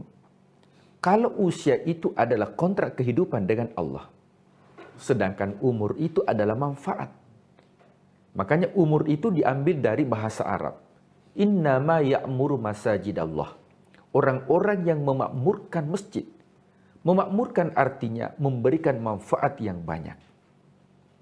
Nah, di surah Asy-Syu'ara ini paling tidak ada 4 hal sehingga menjadi pribadi yang bijak yang meninggalkan jejak. A'udzubillahi minasyaitonirrajim. Dalam Al-Qur'an Allah berfirman, Rabbi habli hukman wa alhiqni bis salihin waj'alni lisana sidqin fil akhirin waj'alni min warathati jannatin na'im. Jadi kita fokus ke 4 item sebagai sarana supaya kita meninggalkan jejak dan dikenal sebagai orang yang bijak atau yang berkarismatik. Tentunya itu tidak terlepas dari pertolongan dari Allah Subhanahu wa taala. Jika seseorang mengandalkan dirinya, maka itulah disebut dengan pencitraan. Pencitraan manusia akan luntur seiring berjalannya waktu. Akan tetapi ketika itu datangnya dari Allah Subhanahu wa taala, maka itu akan abadi selamanya selama adanya alam semesta. Siapa yang menggerakkan hati manusia? Yang menggerakkan itu adalah Allah. Siapa yang menundukkan hati manusia? Yang menundukkan itu adalah Allah. Nah, kita lihat item yang pertama. Rabbi habli hukman. Yang artinya, ya Allah, karuniakanlah kepadaku hikmah, bijak. Para nabi dan rasul itu dibekali oleh Allah ilmu dengan hikmah. Karena ketika ilmu dikejar, semakin kita mengejar ilmu, maka ilmu akan memberikan kepada kita sedikit. Wa ma utitu minal ilmi illa qalila. Semakin ilmu dikejar, maka ilmu akan memberikan sedikit. Akan tetapi ketika ilmu itu sudah dibarengi dengan hikmah, kata Allah, wa may yu'tal hikmata faqad utiya khairan katsira. Siapa yang dibekali dengan hikmah, faqad utiya khairan katsira, maka akan dibukakan pintu kebaikan yang banyak. Oleh sebab itu, para nabi dan rasul selalu dibekali dua hal, atainahu hukman wa ilman, yaitu dibekali dengan hikmah dan juga dibekali dengan ilmu. Coba kita lihat, ketika ada orang yang berilmu akan tetapi tidak memiliki hikmah, maka apa yang diungkapkan hanya masuk telinga kanan, keluar telinga kiri. Tapi ketika orang yang mungkin ilmunya sangat sederhana, tapi ketika diucapkan dengan penuh hikmah, maka apa yang didengar itu akan masuk dalam kalbu. Ini ada sebuah kisah yang terjadi di salah satu daerah. Ada seorang ulama yang memberikan pengajian. Ya, pengajian ini adalah pengajian tafsir Al-Quran. Tapi suatu ketika karena sakit, sehingga digantikan oleh putranya. Ya, putranya ini juga merupakan alumni dari Timur Tengah. Bahkan menguasai disiplin ilmu Al-Quran dan juga interpretasi Al-Quran, yaitu hadis. Maka anaknya ini memberikan kajian. Dari satu ayat ditafsirkan dengan ayat yang lain. Kemudian diinterpretasi dengan menggunakan hadis. Akan tetapi ketika pengajian telah usai, maka para jamaah menghadap kepada Pak Kiai. Kemudian Pak Kiai mengatakan, ya bagaimana respon jamaah? Ya ketika putraku memberikan kajian, maka jamaah mengatakan, wahai sang Kiai, sangat luar biasa. Dari satu ayat diinterpretasi dengan ayat yang lain, ditafsirkan dengan ayat yang lain, tapi sang Kiai hanya masuk telinga kanan, keluar telinga kiri. Sementara sang Kiai hanya menafsirkan satu ayat, akan tetapi itu masuk ke dalam kalbu. Kemudian sang Kiai memanggil putranya dan mengatakan, wahai putraku, engkau memberikan ilmu karena engkau merasa pintar, bukan pintar merasa. Pemirsa Tribuners yang dimuliakan Allah Subhanahu wa Ta'ala. Maka poin yang pertama untuk menjadi pribadi yang bijak meninggalkan jejak adalah meminta kepada Allah pertolongan dari Allah supaya kita menjadi pribadi yang penuh dengan hikmah, pribadi yang bijak, penuh dengan karismatik, bukan pencitraan. Dalam Al-Quran, kita menemukan sosok bukan seorang nabi, bukan juga seorang rasul, tapi diabadikan namanya dalam Al-Quran, yaitu Luqmanul Hakim, Luqman yang sangat bijak. Walaqad ataina Luqmanal hikmatah. Luqman ini bukan seorang nabi, bukan seorang rasul, tapi diabadikan namanya dalam Al-Quran karena memiliki sifat al-hikmah yang sudah dikaruniakan oleh Allah Subhanahu wa Ta'ala. Maka salah satu cara untuk mendapatkan hikmah itu adalah harus menjadi pribadi yang pintar merasa, bukan merasa pintar dalam aspek apapun. Kemudian poin yang kedua, wa alhiqni bis salihin. Senantiasa dipertemukan dengan circle yang positif. Yang mana circle ini, komunitas ini, yaitu komunitas yang bisa mendekatkan diri kepada Tuhan. Karena bagaimanapun kita menjadi orang yang baik, jika lingkungan kita tidak baik, maka itu akan sulit menjadi pribadi yang baik. Pernah saya ungkapkan sebuah ungkapan dari Imam Ali karramallahu wajhah mengatakan bahwa keburukan yang terorganisir bisa mengalahkan kebaikan yang tidak terorganisir. Makanya suatu ketika ada sahabat Rasul sallallahu alaihi wasallam mengatakan, "Ya Rasulullah, siapakah yang paling tepat kujadikan sebagai qarib, kujadikan sebagai sahabat? Maka Rasulullah SAW mengatakan, jikalau engkau bersamanya, maka engkau ingat kepada Allah. Karena terkadang ada orang bersama dengan kita, tapi ketika kita bersama, yang diingat adalah cicilan atau kredit. Nah, pemirsa Tribuners yang dimuliakan Allah Subhanahu wa Ta'ala. Tentunya kita mengharapkan teman, kita mengharapkan sahabat, yang mana sahabat ini bukan hanya persahabatan di dunia, akan tetapi juga persahabatan di akhirat. Momentum bulan suci Ramadan. Dalam sebuah hadis Rasulullah, ada dua sahabat yang berkarib di dunia. Akan tetapi ketika di akhirat, satunya dimasukkan ke dalam surga dan satunya dimasukkan ke dalam neraka. Maka yang dimasukkan ke dalam surga dia mencari. Dia mencari, ya Rob, mana dulu sahabatku di dunia, kami sama-sama berpuasa. Kami sama-sama bertaklim. Kami bersama-sama melakukan amal kebaikan. Tapi ketika dicari di akhirat, ternyata sahabat yang satu dimasukkan ke dalam neraka karena ada satu dosa yang dilakukan. Maka sahabat yang ada di surga meminta kepada Allah, ya Rabb, angkatlah qarib kami, sahabat kami, dan masukkan ke dalam surga. Makanya keutamaan orang yang berada dalam circle yang positif, maka mampu untuk memberikan syafaat nanti di akhirat. Ketika temannya dimasukkan ke dalam neraka, maka dengan mohon syafaat kebaikan yang dilakukan di dunia, itu akan diangkat, kemudian dimasukkan ke dalam surga. Kemudian poin yang ketiga, waj'al li lisana sidqin fil akhirin, yaitu meminta kepada Allah supaya kita menjadi buah bibir tutur kata yang baik bagi orang-orang yang datang setelah kita. Bukankah Nabi Ibrahim alaihissalam 40.000 tahun yang lalu meninggalkan alam dunia, akan tetapi namanya selalu dikenal menjadi syiar, syair Masjidil Haram. Setiap kita salat, tentunya namanya selalu diucapkan, wa ala ali Ibrahim. Ketika melaksanakan ibadah haji dan umrah, namanya selalu dikenang dengan rukun-rukun atau kewajiban ihram atau tawaf. Ini menunjukkan bahwa ya kita mengharapkan pribadi yang meninggalkan kebaikan, meninggalkan jejak. Akan tetapi pribadi yang meninggalkan jejak tentunya tidak terlepas dari pribadi yang memiliki kebijakan atau pribadi yang bijak dan juga pribadi yang karismatik sesuai dengan yang diberikan oleh Allah Subhanahu wa Ta'ala. Nah, ada seorang peneliti dari Swiss ya, yang bernama Alfred Nobel.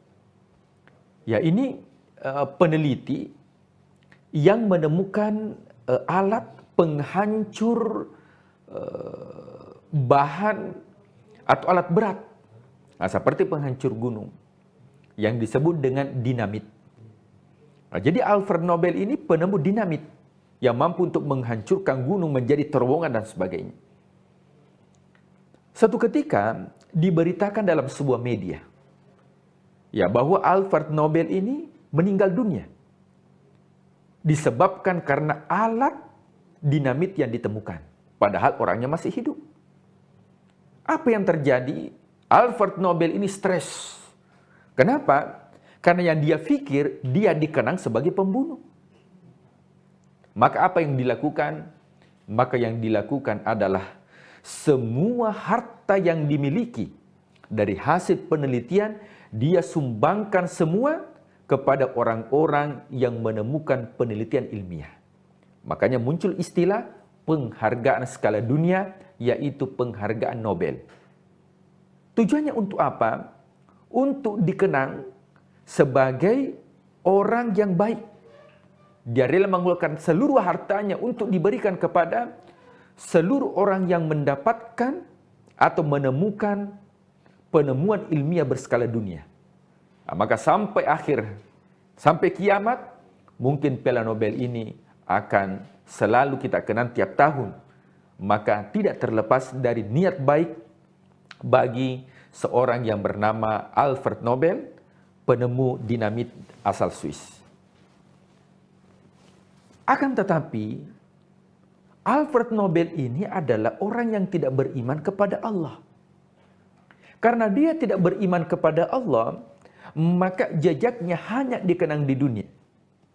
Akan tetapi orang yang beriman, Tribuners, bukan hanya jejak kita tinggalkan di dunia, akan tetapi harapannya jejak juga menjadi peninggalan di akhirat.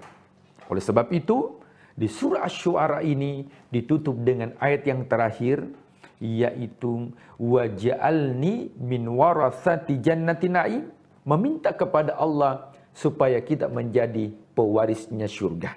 Makanya Rasulullah SAW mengatakan, ketika meminta surga, jangan tanggung-tanggung. Is'al, maka mintalah surga, yaitu al-jannatil firdausil a'la, yaitu surga yang paling tertinggi, yaitu Jannatul Firdaus. Mudah-mudahan keempat item ini bisa menjadi pribadi yang bijak, yang meninggalkan jejak, karena gajah mati meninggalkan gading, harimau mati meninggalkan belang, dan manusia mati meninggalkan nama yang baik. Wallahu a'lam bishawab. Ya baik, jadi sebisa mungkin kita terus berbuat kebaikan ya Pak Ustadz ya, supaya kita meninggalkan selain juga nama kita di dunia, ternyata amal kita yang bisa kita tinggalkan dan bermanfaat bagi orang lain sampai nanti kita juga kembali kepada Yang Maha Kuasa begitu. Artinya kita di dunia dikenang dengan baik dan juga bisa dengan baik pula berpulang ke rahmatullah. Nah kemudian juga kalau di dunia nyata kita mungkin meninggalkan nama dan lain sebagainya. Di media sosial ada jejak digital Pak Ustadz ya. Semoga kita juga terus meninggalkan jejak digital yang baik. Dan ini tentunya juga meskipun kita sudah tidak ada di dunia, jejak digital ini masih akan terus ada dengan adanya teknologi. Jadi semoga kita semua bisa bijak, baik itu di kehidupan nyata maupun juga di kehidupan media sosial saat ini. Terima kasih Pak Ustadz sudah memberikan begitu banyak pencerahan pada hari ini. Semoga bermanfaat bagi Tribuners yang sedang menyaksikan dan juga menantikan waktu berbuka puasa. Dan semoga kita bisa kembali lagi berbincang dengan tema-tema menarik lainnya di episode lain di Syiar Ramadan Tribun Timur. Dan terima kasih kepada seluruh Tribuners yang sudah menyaksikan program kita pada hari ini. Jangan lupa saksikan beragam program menarik lainnya, tentunya hanya di kanal YouTube dan Facebook Tribun Timur, mata lokal menjangkau Indonesia. Saya Dude Visania beserta seluruh kerabat kerja pamit undur diri. Terima kasih. Wassalamualaikum warahmatullahi wabarakatuh. Waalaikumsalam warahmatullahi wabarakatuh.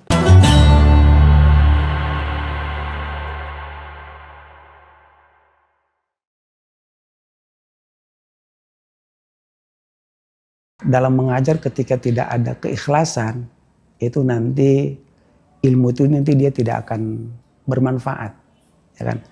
Ketung marah-marah, menuntut don cuma harus cepat bisa, itu nanti hasilnya itu hanya capek saja yang didapatkan, ya kan? Biarkan itu berlanjut, biarkan hari ini dia masih tetap, misalnya tetap di alif, 1 bulan berikutnya tetap masih di alif, biarkan itu dia berjalan. Yang penting dia mau datang untuk belajar.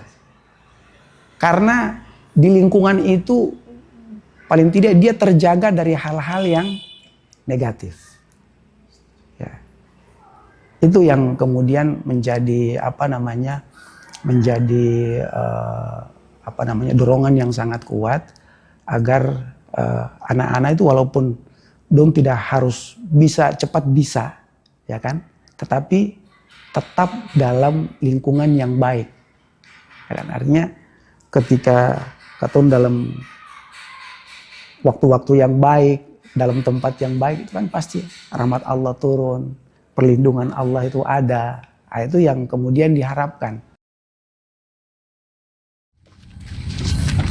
Assalamualaikum warahmatullahi wabarakatuh. Tribuners, ilmu dan pengetahuan membuka jalan terang kehidupan dan mendistribusikan itu menjadi pilihan. Dengan sadar pilihan itu kemudian diambil oleh sosok sederhana yang penuh senyum itu. Ialah Ustadz Abdurrahman Tuanaya, seorang anak pesantren yang kini teguh memilih jalan dakwah. Berikut Tribuners cerita singkat Ustadz Nan dalam kisah para kiai. Bismillahirrahmanirrahim. Alhamdulillah, salatu wassalamu ala rasulillah Muhammad ibn Abdillah wa ala alihi wa tentunya setiap orang pasti di masa-masa kecil itu pasti tidak terlepas dari bimbingan orang tua, ya kan? Jadi ketika masih kecil karena memang orang tua sudah tempatkan untuk belajar di sekolah agama ya.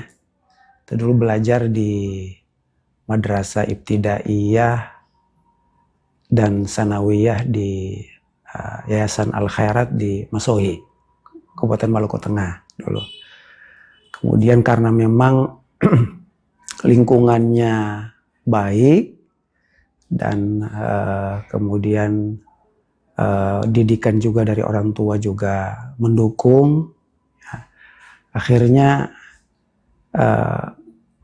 ditanya sama orang tua pengen lanjutkan kemana ataupun pengen jadi apa, ya kan? Setiap anak tuh kan pasti akan ditanya sama orang tuanya mau jadi apa, cita-citanya apa, ya kan? Kalau ketika ditanya mau jadi apa, mau jadi tentara, ya namanya laki-laki tuh pasti seperti itu, ya kan? Tentara, mau polisi, pokoknya yang gentle-gentle lah seperti itu. Tapi kemudian karena lingkungan sekolah agama juga kemudian menuntut katong banyak belajar terkait dengan hal agama, akhirnya buat saya sendiri penasaran untuk belajar, pengen tahu lebih banyak terkait dengan agama. Ya mau tidak mau harus belajar agama tersebut melalui pendidikan khusus yaitu pesantren. Kita keluar dari Masohi itu sekitar tahun 94 ya. Tahun 94 langsung menuju Gresik di Jawa Timur, Pondok Pesantren Mambaus Sholihin. Hal yang membuat saya pribadi kemudian sangat-sangat ingin sekali ya, karena memang pengen sekali untuk belajar menggali ilmu agama. Nah, ada hal yang kemudian membuat salah satu yang membuat tidak betah, yaitu karena walaupun sebelumnya sudah pernah belajar tentang dasar-dasar ilmu agama, tetapi ada hal-hal yang memang mendasar yang memang tidak diajarkan di rata-rata di Maluku. Ya, misalnya tentang ilmu sharaf, ilmu nahwu, itu dasar-dasar tentang pembelajaran kitab kuning yang memang harus dimiliki oleh seorang pemula. Nah, itu kalau kita bilang fikih, sudah tahu lah. Al-Quran hadis sudah tahu, akidah sudah tahu. Tapi ketika sudah menjadi dasar-dasar ilmu seperti tadi, nahwu, sharaf, itu susah sekali. Akhirnya membuat beta sendiri yang waktu itu harus belajar banyak, akhirnya membuat kadang-kadang tidak kerasan. Tidak kerasan itu karena belum bisa menyesuaikan. Bukan tidak bisa menyesuaikan, tapi belum bisa menyesuaikan. Bagaimana ketemu belajar kitab kuning itu harus dimaknai harus pakai bahasa Jawa. Ya kan? Bukan hanya pakai bahasa Indonesia, tapi harus pakai bahasa Jawa. Tapi memang itu metode klasik yang dipakai di pondok-pondok pesantren klasik. Kan? Jadi misalnya seperti Bismillahi kelawan nyebut asmane Allah, Ar-Rahmani kang melas dalam dunia dan akhirat, Ar-Rahimi kang melas dalam dunia dan akhirat beloko. Itu pakai bahasa Jawa dan ada rumus-rumusnya. Tidak semua orang Jawa juga bisa, terkecuali orang yang sudah pernah belajar di pesantren. Nah, jadi itu memang ilmu-ilmu yang memang buat beta sendiri baru dan memang membuat untuk terus penasaran untuk belajar. Kemudian tahun 2000 ya, tahun 2000 itu sudah hampir selesai. Jadi saya selesai aliyahnya 98 ya. Karena memang ada 1 tahun lagi harus ikut sekolah persiapan aliyah. Nah, jadi dari Masohi langsung ke pesantren itu tidak langsung masuk ke sekolah formalnya aliyah, karena belum bisa mengikuti pelajaran-pelajaran yang ada. harus punya dasar-dasar yang mumpuni dulu. Jadi harus ada sekolah persiapan baru bisa masuk sekolah aliyahnya. Ya kan. 98 selesai, saya minta izin ke Kiai untuk mau kuliah di Malang. Pada saat itu di UIN Malang, minta izin mau kuliah di Malang. Kata beliau, kamu sebentar dulu, nanti mudah-mudahan nanti ada MOU ataupun beasiswa dengan universitas di Suriah, di Damaskus, mudah-mudahan nanti bisa berangkat. Ya, jadi kamu di sini aja dulu, ngajar-ngajar dulu di sini.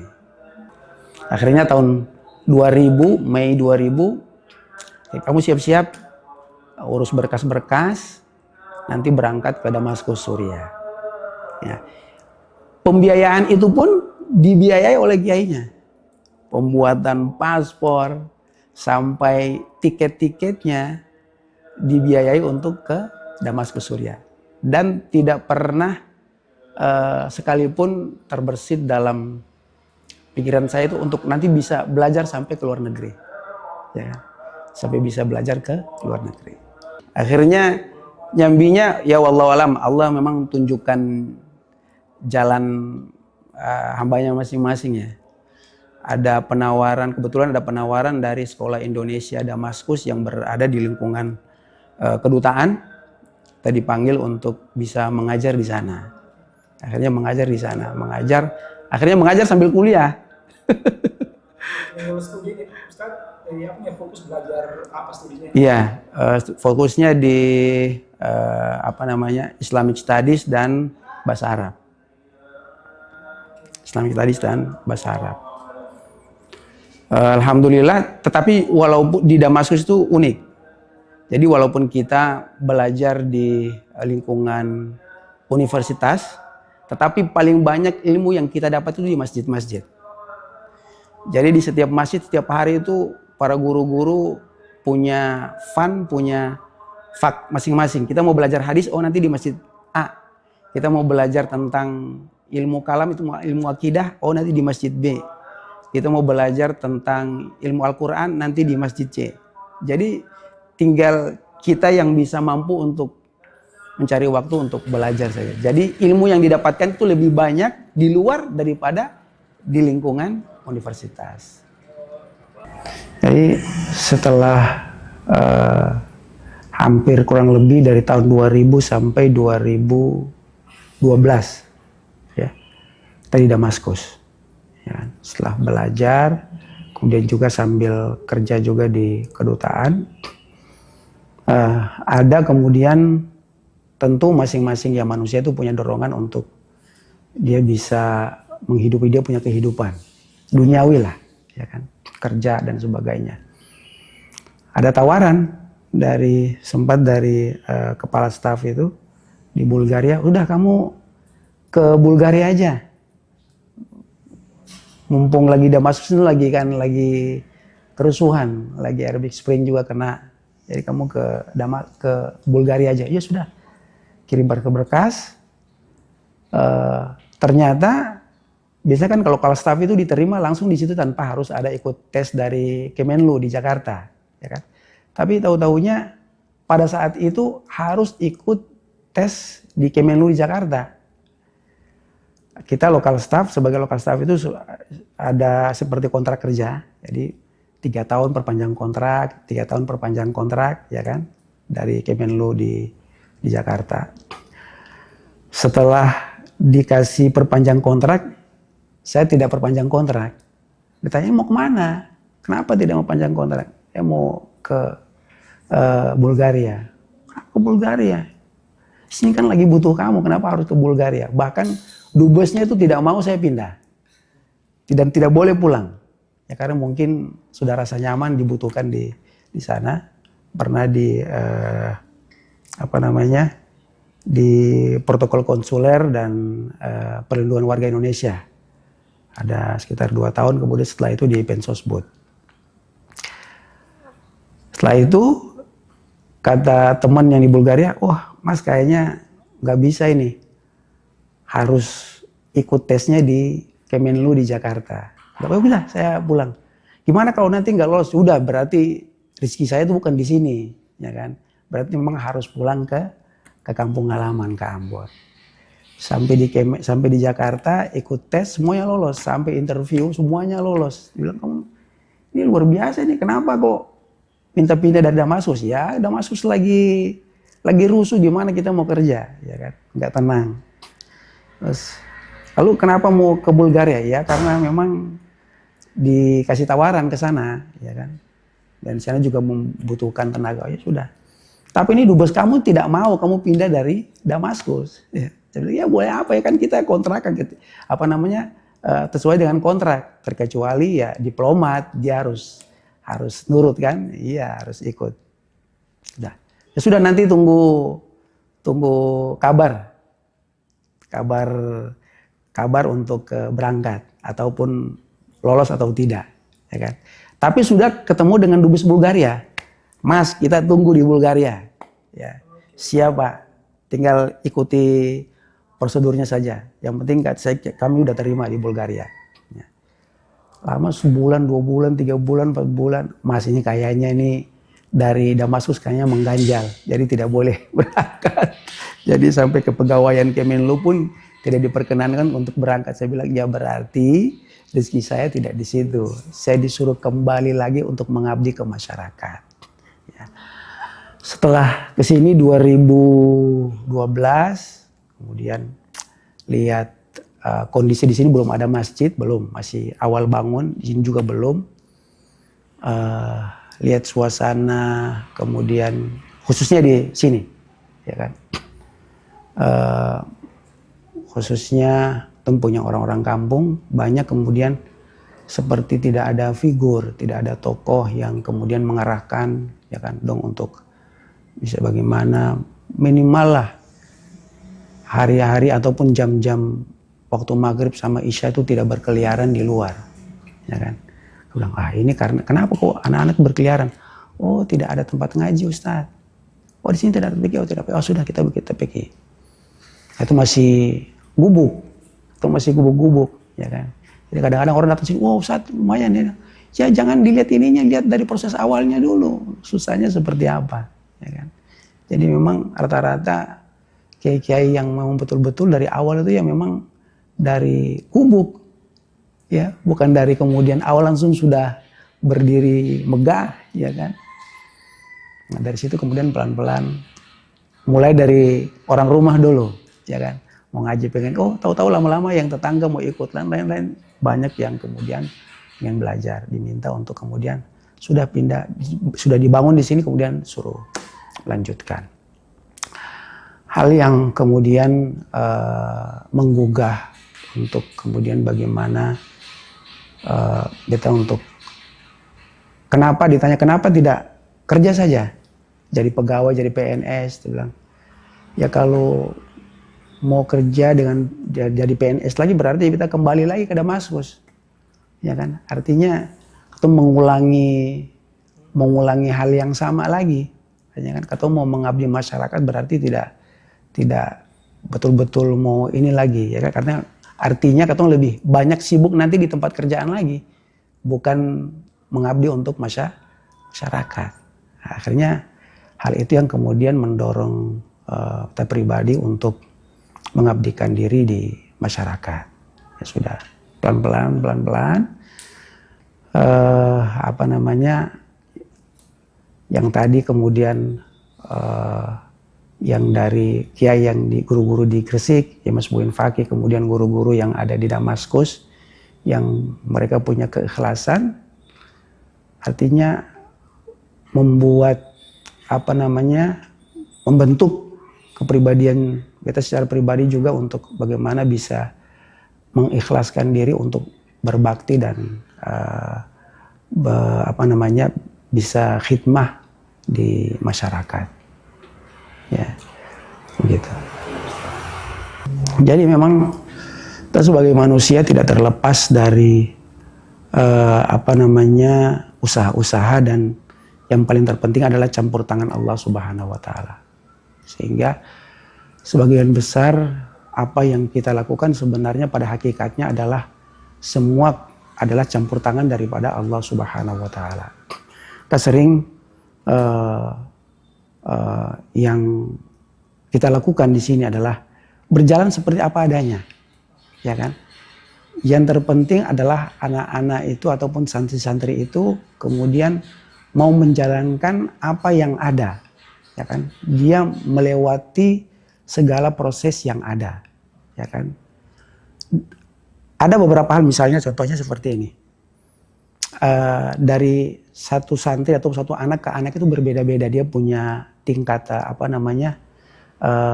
tingkat penerimaan ataupun dia punya keilmuan, ya kan? Ada misalnya ada santri yang misalnya dia ngaji kok dalam segi keilmuan kok dianggap kok kenapa lamban, tertati-tati, susah sekali, ya kan? Tapi terkadang inilah apa yang mungkin mungkin sebagai pengajar ada sisi yang pengen cepat-cepat, bahkan juga orang tua demikian pengen cepat-cepat anak itu cepat bisa, ya. Padahal memang dia butuh proses, ya kan. Maka sebagai guru, sebagai kiai itu hanya sekedar menyampaikan, hasilnya itu kita serahkan kepada Allah Subhanahu wa Ta'ala. Itu yang prosesnya itu yang memang kita harus butuh kesabaran, butuh keikhlasan. Nah itu juga. Makanya dalam pengajaran ada kita punya beberapa santri yang kemudian yang sudah senior yang juga ikut membantu untuk mengajar. Pernah sampaikan bahwasanya dalam mengajar ketika tidak ada keikhlasan itu nanti ilmu itu nanti dia tidak akan bermanfaat, ya kan? Ketung marah-marah, menuntut dong cuma harus cepat bisa, itu nanti hasilnya itu hanya capek saja yang didapatkan, ya kan? Biarkan itu berlanjut, biarkan hari ini dia masih tetap di alif, 1 bulan berikutnya tetap masih di alif, biarkan itu dia berjalan. Yang penting dia mau datang untuk belajar.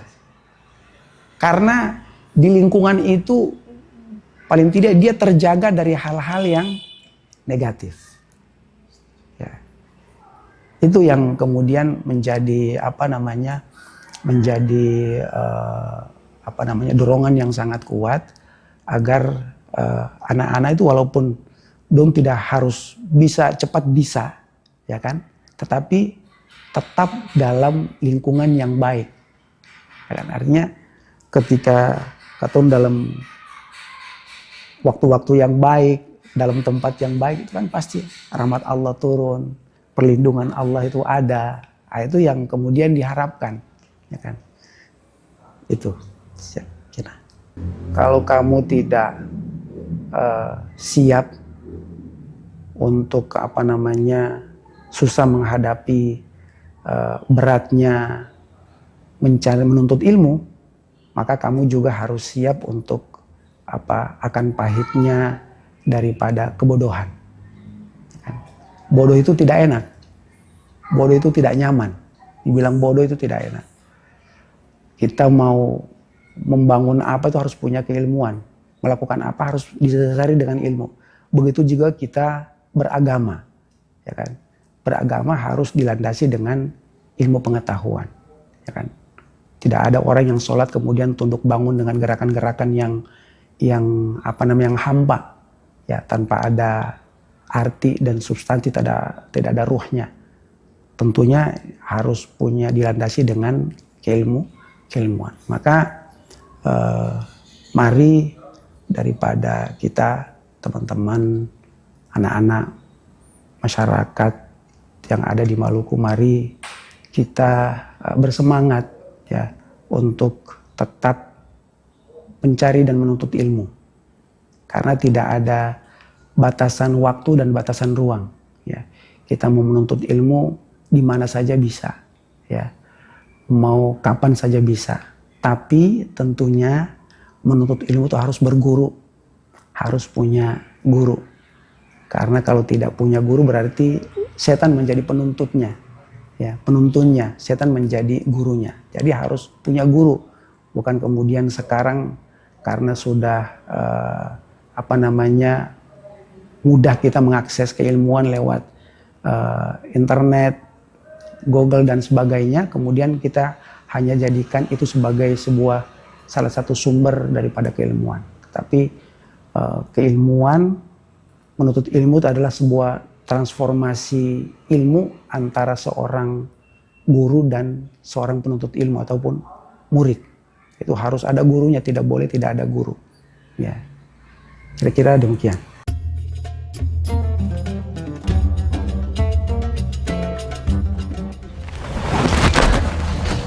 Tribuners, ikhlas adalah pilihan sadar dengan menggantungkan semua di tangan Allah Subhanahu wa Ta'ala. Semoga sekilas kisah ini membawa pesan baik bagi kita semua. Saya Mesya Marasabesi pamit undur diri. Wassalamualaikum warahmatullahi wabarakatuh. Download Tribun X sekarang, menghadirkan lokal menjadi Indonesia.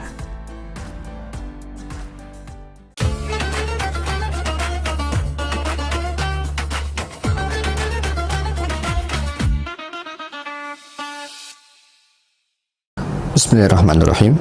Assalamualaikum warahmatullahi wabarakatuh. Alhamdulillahirabbil alamin, wassalatu wassalamu ala asyrafil anbiya wal mursalin wa ala alihi wa ashabihi ajma'in. Ya ayyuhalladzina amanu kutiba alaikumus shiyam kama kutiba alal ladzina min qablikum la'allakum tattaqun. Ma'asyiral muslimin wal muslimat rahimakumullah. Alhamdulillah, kita akan memasuki bulan suci Ramadan, bulan yang penuh dengan kemuliaan. Mari kita sama-sama menyambutnya dengan rasa penuh kegembiraan, dan kita isi bulan suci Ramadan dengan amal yang terbaik. Allah Subhanahu wa Ta'ala mensyariatkan semua amalan adalah dalam rangka untuk kemaslahatan hidup manusia. Dan di antara yang disyariatkan oleh Allah Subhanahu wa Ta'ala adalah melaksanakan ibadah puasa di bulan suci Ramadan. Di antara hikmah yang paling utama dapat kita ambil dari apa yang menjadi perintah dan larangan Allah selama kita berpuasa. Yang paling pertama, rukun dari puasa adalah kita berniat, memalamkan niat, yaitu pada saat malam hari kita niatkan untuk berpuasa di keesokan harinya. Niat adalah kepastian dan keniscayaan untuk semua amal diterima.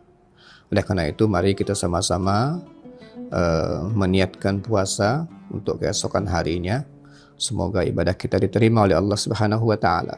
Yang kedua adalah menahan diri dari segala hal yang membatalkan puasa. Dan ini adalah latihan yang sangat-sangat luar biasa. Tapi di bulan puasa, Allah Subhanahu wa Ta'ala fasilitasi kita dengan kemudahan-kemudahan. Allah buka pintu surga, Allah tutup pintu neraka, Allah belenggu setan, sehingga kita merasakan betul suasana ibadah itu menjadi mudah. Orang yang tadinya sulit untuk berpuasa menjadi bisa berpuasa. Orang yang tadinya bahkan kadang-kadang susah untuk meninggalkan rokok, bisa untuk meninggalkan rokok. Bisa untuk mengaji yang sebelumnya mengaji itu sangat sulit, tapi diringankan oleh Allah Subhanahu wa Ta'ala selama bulan suci Ramadan. Nah, upaya atau latihan untuk meninggalkan apa yang seharusnya bisa kita lakukan, menahan diri dari nafsu yang seharusnya bisa kita penuhi, ini adalah latihan-latihan yang sangat indah, luar biasa. Dan saya menyebutnya, kalau ini bisa dilakukan selama 30 hari, Allah Subhanahu wa Ta'ala menjamin bahwa dia bisa menjadi la'allakum tattaqun. Semoga kalian bertakwa. Inti daripada takwa adalah melaksanakan perintah, meninggalkan larangan. Masalah manusia adalah satu, ketika ada perintah tidak mau melaksanakan, ada larangan kadang-kadang dilakukan. Nah, Ramadan melatih kita untuk melaksanakan perintah, meninggalkan larangan. Dan Allah jamin kalau latihan melaksanakan perintah meninggalkan larangan selama Ramadan itu bisa dilaksanakan dengan setulus-tulusnya, dengan niat yang baik, dengan keinginan yang serius, kita akan mendapatkan takwa. Dan takwa ini adalah pribadi atau sikap kepribadian yang menetap. Jadi nanti di luar Ramadan, apapun yang diperintahkan Allah menjadi kebiasaan dia untuk dia laksanakan. Apa yang Allah larang dia akan tinggalkan, sehingga kebiasaan ini akan menetap pada pribadinya. Lahirlah namanya libasut taqwa, yaitu pakaian takwa. Artinya apa? Ketakwaan akan dia akan bawa kemana-mana. Di masjid dia takwa, di kantor dia takwa, laksanakan perintah meninggalkan larangan.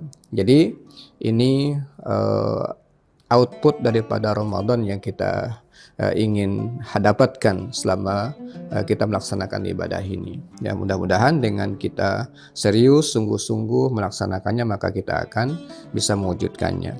Ada beberapa amalan yang perlu untuk kita lakukan selama bulan suci Ramadan. Yang paling utama adalah berpuasa itu sendiri. Yang kedua, kita diperintahkan untuk atau disunnahkan, dianjurkan sekali untuk melaksanakan qiyamul lail, yaitu tarawih selama 1 bulan penuh.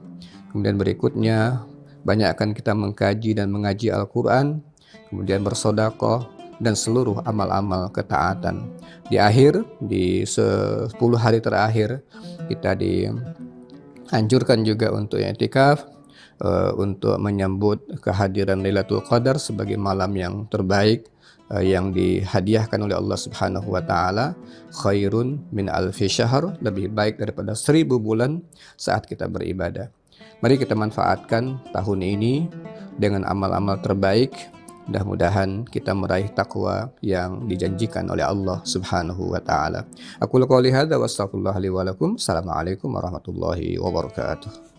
Download Tribun X sekarang. Menghadirkan lokal menjadi Indonesia.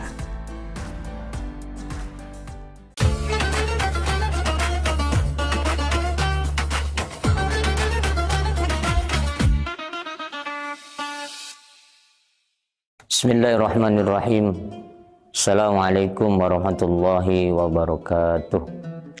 Alhamdulillah, nahmaduhu wa nasta'inuhu wa nastaghfiruh wa na'udzu billahi min syururi anfusina wa min sayyiati a'malina, may yahdihillahu fala mudhillalah wa may yudlilhu fala hadiyalah.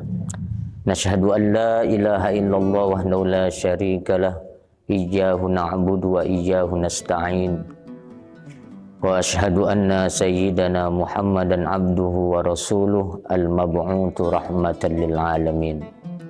Allahumma salli wa sallim ala sayyidina Muhammadin al-fatih lima ughliq wal khatim lima sabaq nasiril haqqi bil haqq wal hadi ila siratikal mustaqim wa ala alihi haqqa qadrihi wa miqdaril azim, amma ba'd. Alhamdulillah, segala puji syukur kehadirat Allah Subhanahu wa taala yang melimpahkan nikmatnya kepada kita semua sehingga kita merasakan kenyamanan di dunia ini, yang mudah-mudahan juga berkah nikmat yang diberikan Allah ini kita juga mampu menjadi hamba-hamba yang senantiasa gemar bersyukur atas nikmat yang diberikannya. Allah berfirman, lain syakartum la azidannakum wa la in kafartum inna adzabi lasyadid. Jika kita mensyukuri nikmat yang diberikan Allah kepada kita, insya Allah nikmat-nikmat mana lagi yang pasti nikmat-nikmat lain akan diberikan Allah kepada kita semua. Dan mudah-mudahan nikmat itu terus-menerus datang kepada kita. Amin ya rabbal alamin. Salawat serta salam tak lupa pula kita aturkan kepada baginda Nabi kita Muhammad sallallahu alaihi wasallam beserta sahabat, kerabat, keturunan ahli bait beliau, beserta kita umatnya, yang mudah-mudahan kelak kita semuanya mendapatkan syafaat beliau di hari kiamat. Amin amin ya rabbal alamin. Baiklah pemirsa Tribuners dimanapun kita berada, bertemu kembali kita di program Mutiara Ramadan, yang mana insya Allah pada hari ini kita membahas tema hijrah tanpa sorotan kamera. berbicara hijrah, kalau berbicara sejarah, hijrah pertama Nabi kita Muhammad SAW beserta para pengikutnya di tahun kelima kerasulan atau kenabian Nabi kita Muhammad SAW, bahwasanya sahabat-sahabat melakukan hijrah pertama yang kurang lebih 15 orang. Yang pertama yang dipimpin oleh Sayyidina Umar bin Khattab bersama 10 orang dari laki-laki dan 5 dari perempuan. Dalam hijrah pertama ini Nabi Muhammad SAW memerintahkan ke Habasyah atau ke kota Abyssinia yang mana dipimpin oleh sahabat Umar pada saat itu. Alhamdulillah disambut oleh Raja Habasyah dengan kedatangan sahabat-sahabat Nabi atau yang disebut dengan As-Sabiqunal Awwalun. Kemudian singkat cerita mendapat kabar lah untuk kembali ke kota Makkah karena pada saat itu merasa Makkah sudah aman. Akhirnya sahabat Umar beserta rombongan kembali lagi ke kota Makkah, dan pada sampainya di Makkah bahwasanya kota Makkah tidak baik-baik saja. Akhirnya Nabi memutuskan bersama sahabat-sahabat beliau kembali hijrah ke Habasyah dengan jumlah yang begitu besar, bahkan lebih banyak lebih dari setengah yang di awal atau lebih dari 100%-nya hijrah pertama. Kurang lebih 101 pada saat itu dengan jumlah laki-laki 83 dan perempuan 28, dipimpin oleh Ja'far bin Abi Thalib karramallahu radhiyallahu anhu. Alhamdulillah sampai kota Habasyah, bahkan Raja Habasyah sempat kagum dengan kedatangan para muhajir yang mana lebih banyak sebelumnya, dan berkah itu semuanya akhirnya Raja Habasyah di hijrah kedua sahabat-sahabat Nabi, beliau juga memeluk agama Islam. Singkat cerita, Nabi Muhammad SAW bersabda, "Al-muhajir man hajara ma nahallahu anhu." Hadis riwayat Bukhari wa Muslim. Ini disampaikan Nabi Muhammad SAW bahwasanya orang yang berhijrah itu adalah orang yang meninggalkan tempat ke suatu tempat untuk menjauhi segala larangan atau hal-hal yang dilarang oleh Allah Subhanahu wa taala. Singkat cerita, setelah Raja Habasyah memeluk agama Islam, para sahabat kembali lagi ke kota Makkah. Dan pada saat itu di kota Makkah masih belum belum damai, masih banyak penindasan kaum muslimin pada saat itu. Akhirnya bahkan Nabi Muhammad SAW pengen dibunuh. Singkat cerita, akhirnya Nabi Muhammad menginstruksikan untuk hijrah lagi yang ketiga. Di gelombang ketiga ini akhirnya Nabi Muhammad juga langsung ikut serta di dalam hijrahnya yang ketiga, yang mana hijrah ini ke kota Yasrib yang kita kenal dengan kota Madinah Al-Munawwarah. Alhamdulillah, hijrah ketiga ini Nabi beserta rombongan banyak, yang mana dengan hijrah ini itulah awal kesuksesan, awal keagungan, kemakmuran agama Allah Subhanahu wa taala. Singkat cerita, ada beberapa titik yang bisa kita ambil dari hijrah ini. Kenapa Nabi berserta sahabat As-Sabiqunal Awwalun melakukan hijrah ini? Yang pertama, minasyirki ila tauhid. Dari kesyirikan yang menyekutukan Allah, dengan melakukan hijrah mereka bertauhid kepada Allah Subhanahu wa taala, mengesahkan tiada Tuhan selain Allah. Kemudian yang kedua, minal kufri ilal iman, orang-orang yang kafir atau kufur lantas berkah hijrah mereka beriman kepada Allah Subhanahu wa taala, nabi, malaikat dan seterusnya. Yang ketiga, minal jahiliyati ilal Islam, dari zaman yang mana tidak mengenal aturan agama, norma-norma dalam kehidupan, dalam bermasyarakat, dengan berkah hijrah akhirnya beragama yang baik sesuai dengan ajaran Nabi kita Muhammad SAW.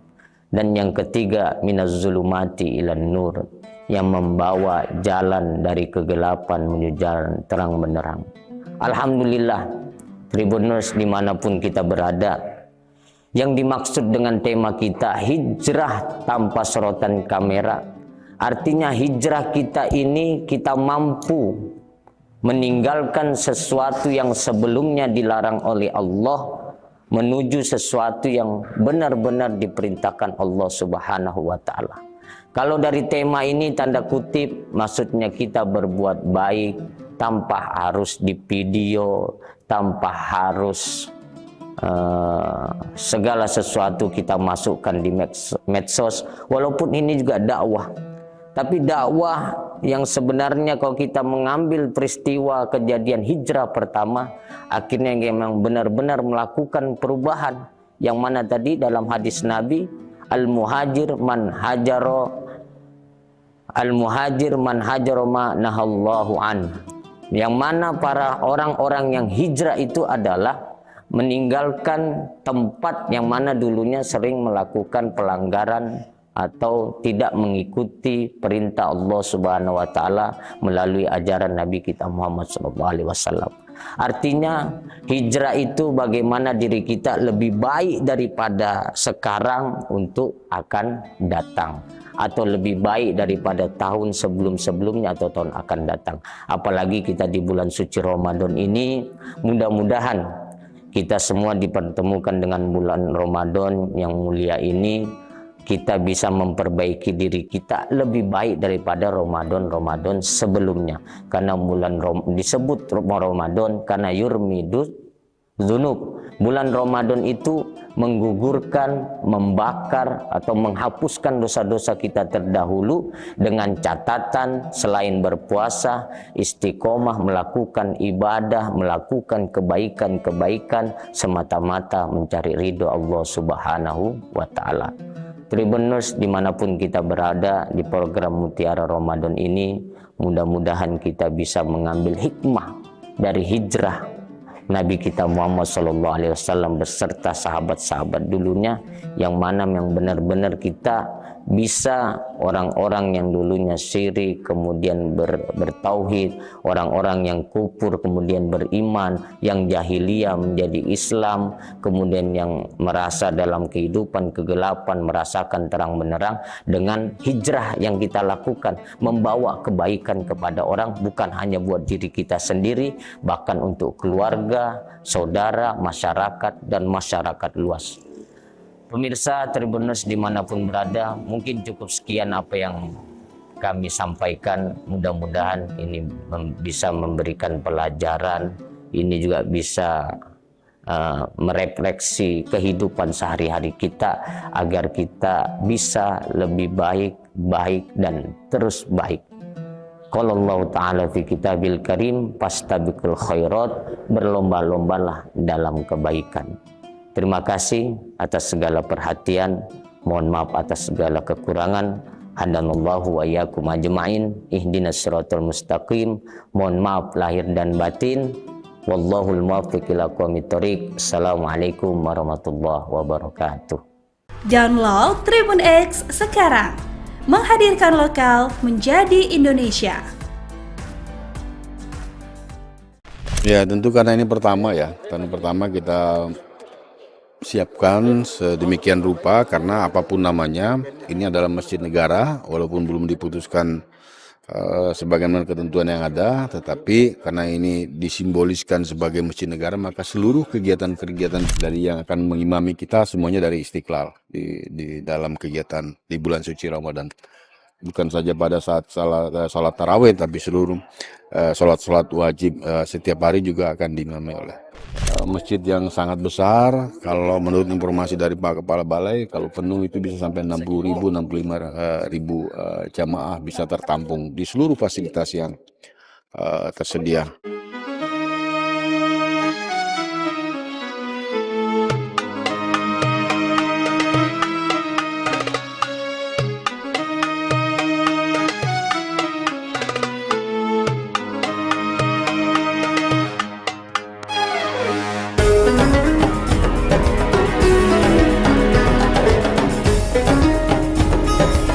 Assalamualaikum warahmatullahi wabarakatuh Tribuners. Saat ini saya sedang berada di Masjid Nagara IKN Nusantara. Dalam rangka menyambut bulan suci Ramadan, otorita IKN bersama dengan Kemenak dan sejumlah pihak yang terlibat sedang melakukan persiapan soal kegiatan-kegiatan yang akan dilakukan selama bulan suci Ramadan di Masjid Nagara IKN Nusantara. Bagaimana persiapannya?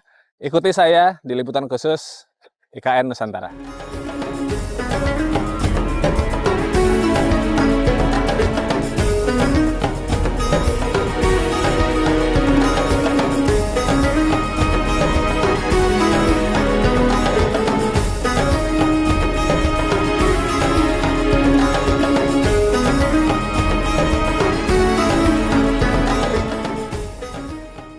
Nah, Tribuners, bisa kita lihat bersama bahwa bagian dari Masjid Nagara IKN Nusantara mungkin belum sepenuhnya rampung 100% ya. Cuma secara fungsional masjid ini sudah bisa digunakan.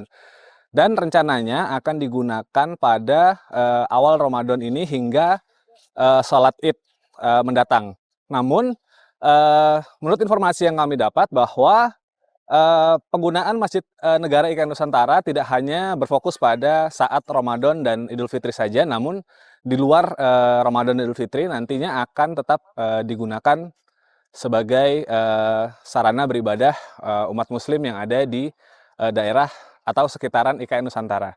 Dan Masjid Nagara IKN Nusantara sendiri mampu menampung kurang lebih sekitar 65.000 jamaah di seluruh fasilitas Masjid Nagara IKN Nusantara.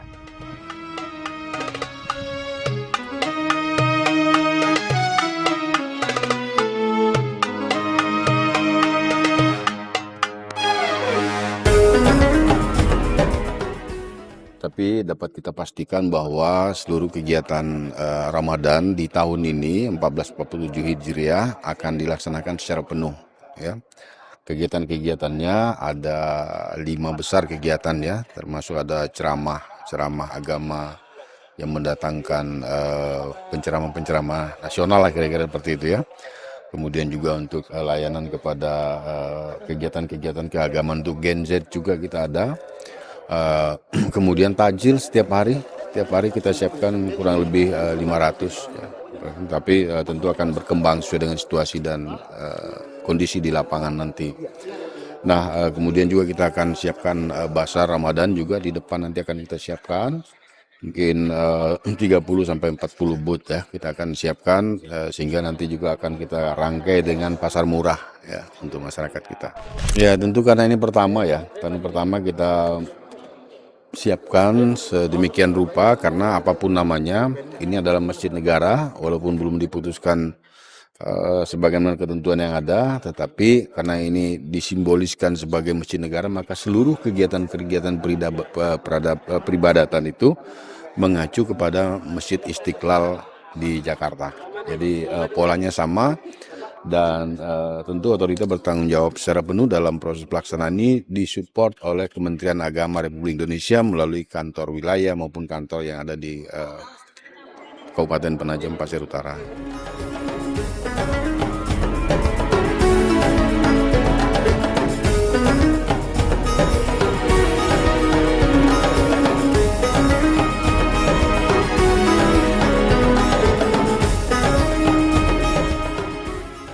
Tentu menetapkan Masjid Negara ada ketentuannya ya, ada kepres yang tentu akan diusulkan oleh Menteri Agama nanti, Kementerian Agama nanti untuk penetapan ini menjadi Masjid Negara, tapi itu masih proses. Namun demikian, karena ini statusnya nanti akan menjadi Masjid Negara, maka seluruh tata kelola mulai hari ini, mulai besok dan seterusnya itu mengikuti tata kelola seperti Masjid Negara sebagaimana Istiqlal. Tadi saya juga menyampaikan selamat datang kepada Imam Masjid Istiqlal dari yang akan mengimami kita semuanya dari Istiqlal di dalam kegiatan di bulan suci Ramadan. Bukan saja pada saat salat tarawih tapi seluruh salat wajib setiap hari juga akan diimami oleh mereka. Jadi pada kesempatan ini kita juga menghimbau mengundang kepada seluruh masyarakat yang ada baik di dalam wilayah IKN atau dari mana saja sambil tamasyah di bulan suci Ramadan, ngabuburit lah kerennya gitu ya.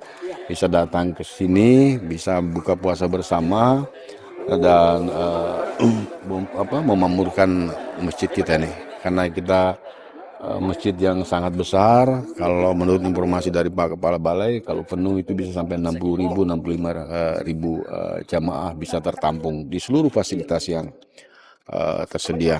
Jadi kami juga mengimbau pada masyarakat, silakan datang untuk beribadah di masjid kita ini, karena memang kita mulai nanti kita akan buka secara resmi layanannya seperti di Masjid Istiqlal.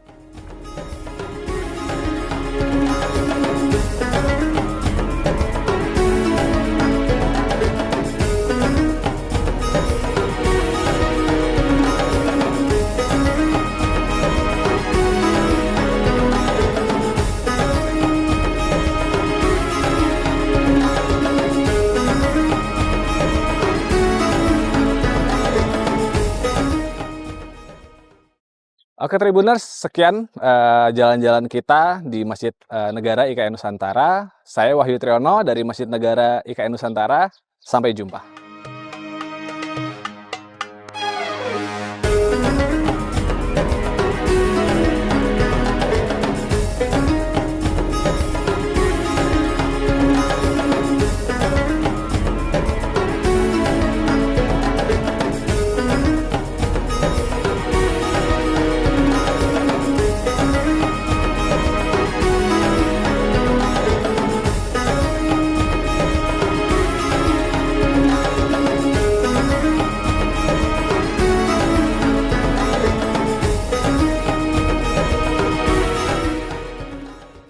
Download Tribun X sekarang, menghadirkan lokal menjadi Indonesia.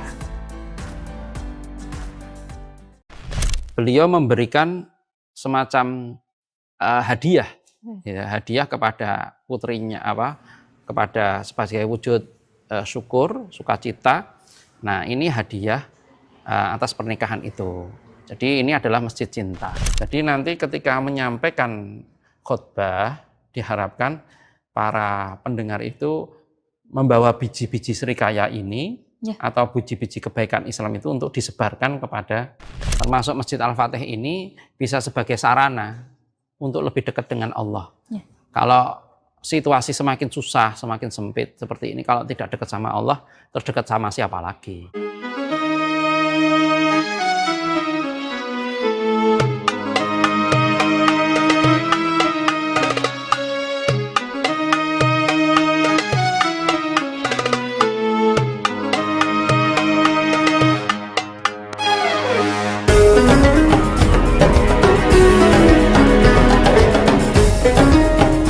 Salah satu masjid bersejarah di kota Surakarta yang wajib banget kamu kunjungi ada di sini.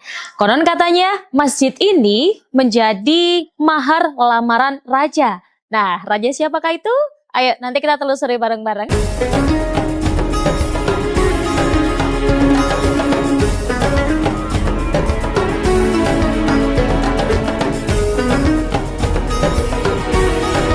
Di sini Nurma udah ada di bagian bangunan Masjid Al-Fatih Kepatihan, dan buat tahu detailnya gimana, ayo kita bakalan tanya-tanya dengan ngurus masjid di sini.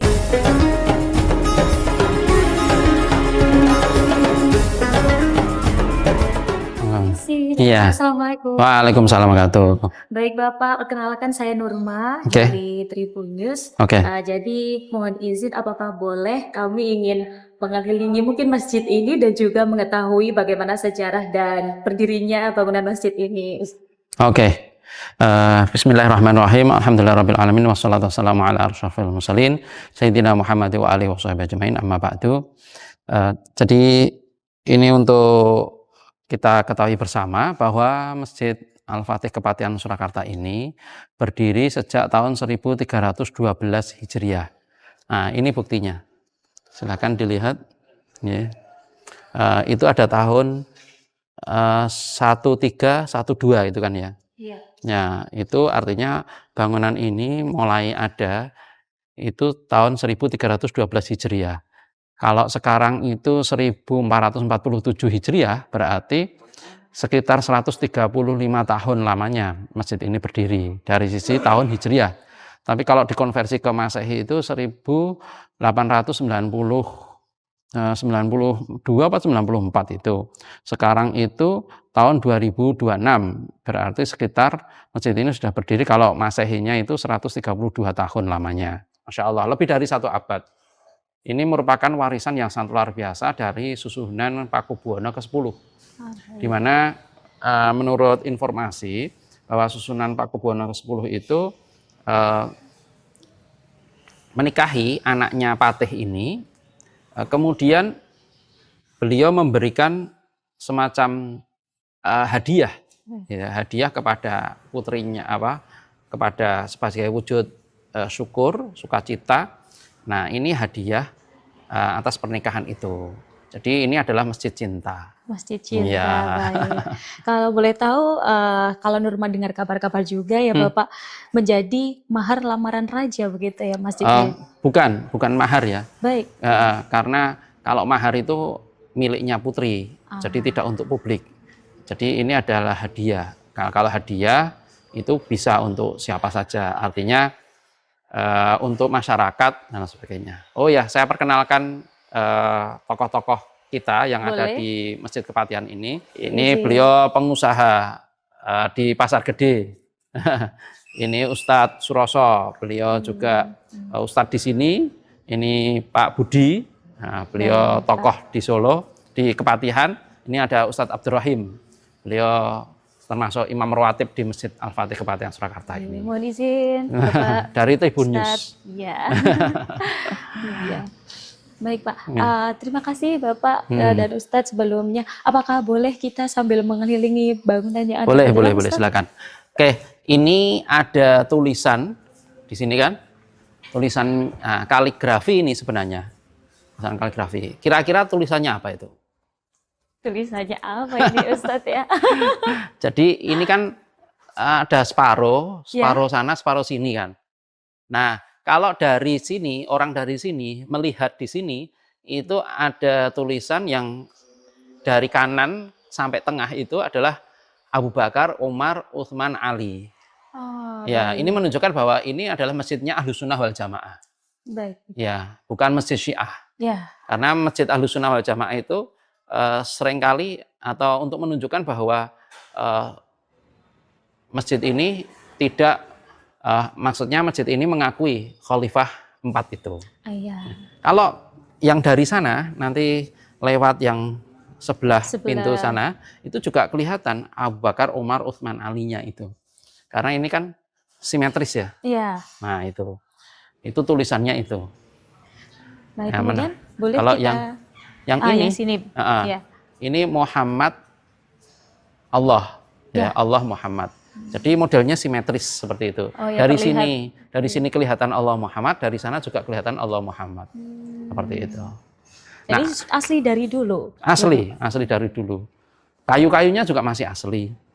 Seperti itu. Baik. Nah, yang asli itu di sini. Nah, awalnya itu sini. Ini kan kelihatan kan beda. Ya. Iya kan? Ya. Nah, ini sini, kemudian ini ada menjorok sini karena ini kan ada trap ke bawah. Istilahnya apa? Tangga ya. Anak tangga. Nah, ini sampai sini kan? Nah, ini. Jadi tiangnya ini ada 12 ini masih asli semuanya. Berarti dulu awalnya dari ujung sini saja, Bapak? Iya, sini aja. Ini sampai sana. Ya kan? Kelihatan bedanya kan? Iya. Nah, itu sampai sini kan.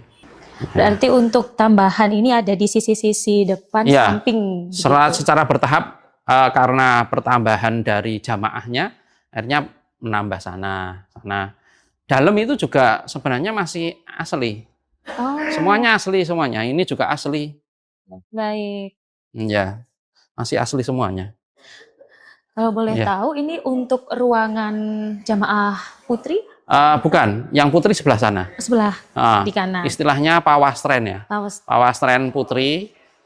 Pawastren putri itu di sebelah sana. Kalau ini untuk perlebaran atau perluasan yang laki-laki. Ya. Berarti ini ditambah begitu atau ada bangunan baru? Aslinya masih asli sampai sini kan. Ke sana. Itu asli Baik. semuanya. Ya. Baik, Ustaz. Yang sana itu tambahan. Kalau untuk seluruh bangunan yang di dalam ini Masih dari asli keramik semuanya. dan lain-lainnya asli juga Asli. dari dulu. Itu termasuk beduk sama kentongannya itu kan juga asli. Dari dulu juga. Iya, dari dulu. Baik, Cuman kulitnya aja yang diganti. Kemudian untuk nama Al-Fatih sendiri sebenarnya merujuk kemana, Bapak? Oh, Masjid Al-Fatih itu merujuk kepada, sebenarnya kan dulu namanya Masjid Kepatihan. Ya. Ya, Masjid Al-Fatih itu kan baru saja tahun 90-an ditambahi Al-Fatih itu. Kita masuk ya. Ya. Boleh, Bapak. Nah, ini ornamen-ornamennya. Ya. Kita lihat ornamen-ornamennya ini kan ciri khas dari Keraton Solo. Ya. Iya. Islam Jawa, istilahnya Islam Jawa ya. Baik. Islam Jawa itu ini ada bunganya, kemudian ada daun-daunnya. Nah, ini semuanya kan Sama juga ya. Iya, Islam Jawa itu kayak gini. Karena tidak ada makhluk yang bernyawa. Makanya digambarkan itu dari tumbuh-tumbuhan begitu. Iya, di sini. jadi kalau bukan Islam biasanya ada makhluk yang bernyawannya. Ya, tapi kalau ada Islamnya itu makhluk makhluk tidak bernyawa, yaitu tumbuh-tumbuhan. Jadi kehidupan, filosofinya itu kehidupan, bahwa di dalam Islam itu ada kehidupan. Kemudian kalau untuk bangunan di dalam, Oke, silakan masuk. baik. Ini masih asli juga. 4 pilar ini masih asli semuanya. Oke. Terus kayu-kayunya ini semuanya juga masih asli. Kecuali tambahan ini ya. Tambahan untuk di hiasan tengah ini. Iya, untuk tengah ini sama kipasnya itu kan ada tambahan pilar itu. Nah, itu tambahan. Tapi kayu-kayunya semuanya masih asli. Kemudian untuk ini juga dari dulu, Iya. Pak. Ini mimbar ya. Iya. Mimbar untuk tempat khutbah Jumat. Khutbah Jumat itu menyampaikan apa saja, ya menyampaikan banyak hal tentang Islam secara singkat ringkas, gitu kan ya. Nah, coba kita perhatikan di sini bahwa ornamen-ornamennya ini pun ada bunga-bunga, kemudian buah. Ya. Nah, ini kalau di sini ada tambahan buah. Buah Ada apa ini? makna tersendiri begitu. Iya, buah apa ini? Buah Srikaya? srikaya. Iya, Iya. Buah srikaya itu kan bijinya banyak. Iya. Ya. Jadi nanti ketika menyampaikan khutbah diharapkan para pendengar itu membawa biji-biji srikaya ini atau biji-biji kebaikan Islam itu untuk disebarkan kepada masyarakat sehingga bisa tumbuh kehidupan di luar sana, tidak kering, tidak gersang, sehingga bisa adem ayem tentrem, bahasanya seperti itu. Nah, ini juga ada tempat-tempat air kan itu kan ya. Iya, di Ya. sisi Ya kan? Iya. Nah, ini menunjukkan bahwa iman, Islam, ihsan. ada 3 itu ya. Iya, 3 kan? 3 Iya. air. Iman, Islam, ihsan. Gitu. Jadi Islam itu kan intinya kan 3 itu. Iman, Islam, ihsan. Gitu. Kemudian untuk bangunan tadi yang Pawastren itu juga sudah berdiri dari dulu juga. Iya, Bapak? sama. Pawastren itu juga sebagian. Ada perluasan juga. Ini ciri khas dari masjid zaman dulu atau bagaimana Bapak kalau boleh tahu? Iya, masjid Jawa itu rata-rata itu ada utama, ada serambi, kemudian ada kanan kiri. Ini juga untuk terutama untuk putri ya. Iya. Kemudian ini nanti saya perlihatkan tempat wudhunya. Iya. Meskipun boleh, ini tempat Bapak. wudhu yang baru ya. Iya. Dulunya itu kan kolam. Di sini. Iya, sana sama sini kalau nggak salah. Oh, di sisi kanan kiri begitu Iya, ya, Bapak. terutama yang sebelah sana saya masih mungkin di sana itu ada kolam air. Jadi wudhunya itu pakai kolah itu. Bersama-sama gitu ya, Ustaz Iya, ya. iya, bersama-sama. Kemudian karena jamaahnya semakin banyak, akhirnya berubah diperluas. Iya. Akhirnya tempat wudhunya seperti ini. Jadi tempat wudhunya ini semuanya menghadap kiblat. Oh. Misalkan kita dari luar, Iya. terus kemudian wudhu gitu ya, Iya. untuk ini, itu kemudian langsung naik. Ini. Jadi ini itu suci, Oh. sudah suci. Jadi tidak tercampur antara najis dengan yang suci. Iya. Gitu ya. Kamar mandinya kan di belakang sana. Kalau boleh tahu di tahun berapa ini berubah menjadi model seperti ini? Ini sekitar tahun ya akhir 90-an ya. Iya, pertengahan akhir 90-an. Begitu. Baik. Nah, kalau yang depan itu bangunan baru karena dulunya Kepatihan itu tidak ada masjid kecuali sini. Ya. Dan langgar atau musola itu. Nah, kemudian jamaahnya itu seringkali sampai luar. Ya, terutama kalau Jumatan atau tarweh gitu sampai luar. Sehingga pengurus kemudian memohon kepada wali kota menyetujui untuk dibangun masjid itu yang depan itu. Jadi atas itu masjid, bawah itu aula. Ya, sering digunakan untuk kegiatan masyarakat juga, jamaah juga. Baik, kalau begitu terima kasih sekali Bapak sudah menemani kami untuk berkeliling masjid ini. Jadi akhirnya tahu begitu ternyata masjid ini hadiah ya maknanya. Jadi bukan mahar karena milik bersama. Iya, betul.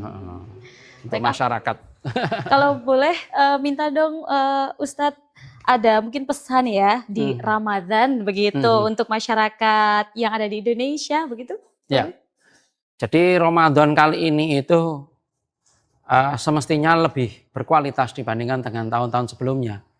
Nah, mudah-mudahanlah dengan adanya masjid, termasuk Masjid Al-Fatih ini bisa sebagai sarana untuk lebih dekat dengan Allah. Ya. Kalau situasi semakin susah, semakin sempit seperti ini, kalau tidak dekat sama Allah, terus dekat sama siapa lagi? Iya. Iya. Kalau Allah didekati di masjid terutama dan di berbagai tempat lainnya, insya Allah kesulitan-kesusahan kita itu akan dimudahkan sama Allah Subhanahu wa Ta'ala. Baik. Ya, begitu. Ya. Terima kasih Bapak. Ya, sama-sama. Sampai jumpa kembali. Ya. Sampai bertemu kembali. Insya Allah. Nurma izin pamit dulu. Iya, monggo-monggo. Ya. Baik.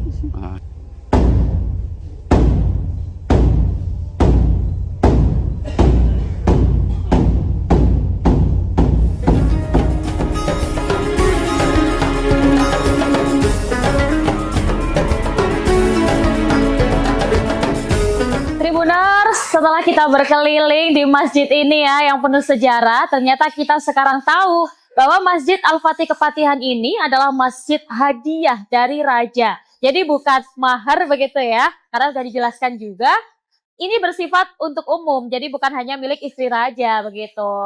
Kemudian terkait bangunan ini, kita juga tahu tadi ya setelah berkeliling, ternyata masih asri, klasik, dan bangunan ini masih asli ya, overall untuk bangunan seluruhnya ini asli Tribuners. Mungkin hanya ada tambahan 1-2 begitu untuk perluasan area saja. Dan untuk kegiatan Ramadan tentunya sangat banyak di sini. Bahkan Tribuners bisa mengakses masjid ini 24 jam. Mungkin kalau Tribuners yang pengen iktikaf atau mendekatkan diri lebih begitu di bulan Ramadan, bisa banget iktikaf di masjid ini. Jadi jangan lewatkan kesempatan Ramadan ini ya Tribuners. Sampai jumpa di Ngabuburit Asyik selanjutnya. Bye. Download Tribun X sekarang. Menghadirkan lokal menjadi Indonesia.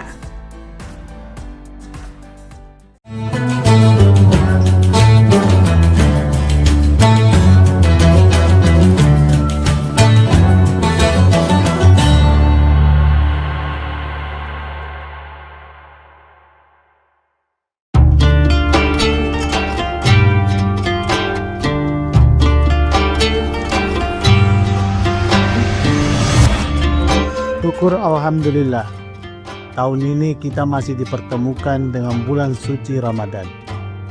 Ramadan bukan sekedar menahan lapar dan dahaga, tetapi waktu untuk memperbaiki kualitas diri, baik ibadah maupun menata akhlak. Jadikan Ramadan ini sebagai titik balik untuk menjadi pribadi yang jujur dalam perbuatan, sabar dalam ujian, dan disiplin dalam ketaatan.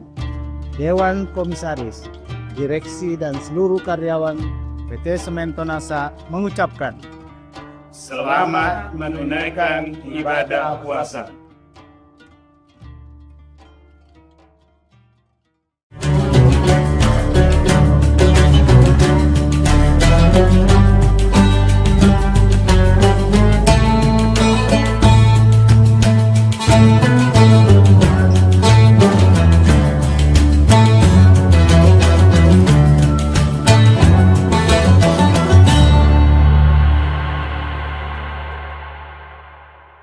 Assalamualaikum warahmatullahi wabarakatuh. Tribuners, seperti apa kabar Anda di puasa hari ini? Semoga semuanya dalam keadaan sehat walafiat dan juga puasanya masih lancar hingga hari ini. Dan tentu saja senang sekali saya Ilu Devisania dapat kembali menyapa Tribuners kali ini dalam program Syiar Ramadan. Dan episode kali ini kita akan membahas tema terkait dengan menjadi pribadi bijak yang meninggalkan jejak, tentunya bersama dengan Bapak Ustadz Kiai Haji Sabarudin LC yang sudah bersama kita pada hari ini di studio. Assalamualaikum Pak Ustadz. Waalaikumsalam warahmatullahi wabarakatuh. Kabarnya bagaimana? Alhamdulillah, dalam keadaan sehat walafiat. Sehat dan juga masih lancar dalam berpuasa.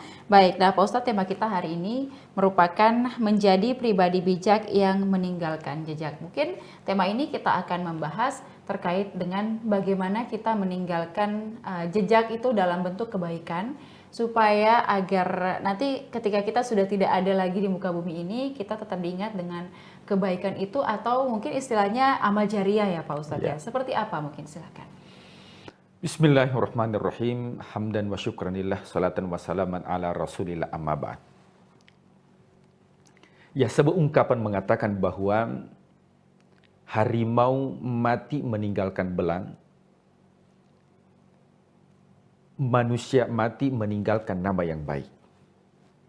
Ya, dari istilah ini tentu mengajarkan kepada kita bahwa dunia ini akan ditinggalkan, tapi yang tinggal yang abadi adalah kenangan dan jejak yang baik. Dalam Al-Quran kita temukan ada surah yang membahas tentang bagaimana menjadi pribadi yang bijak, yaitu di surah Asy-Syu'ara.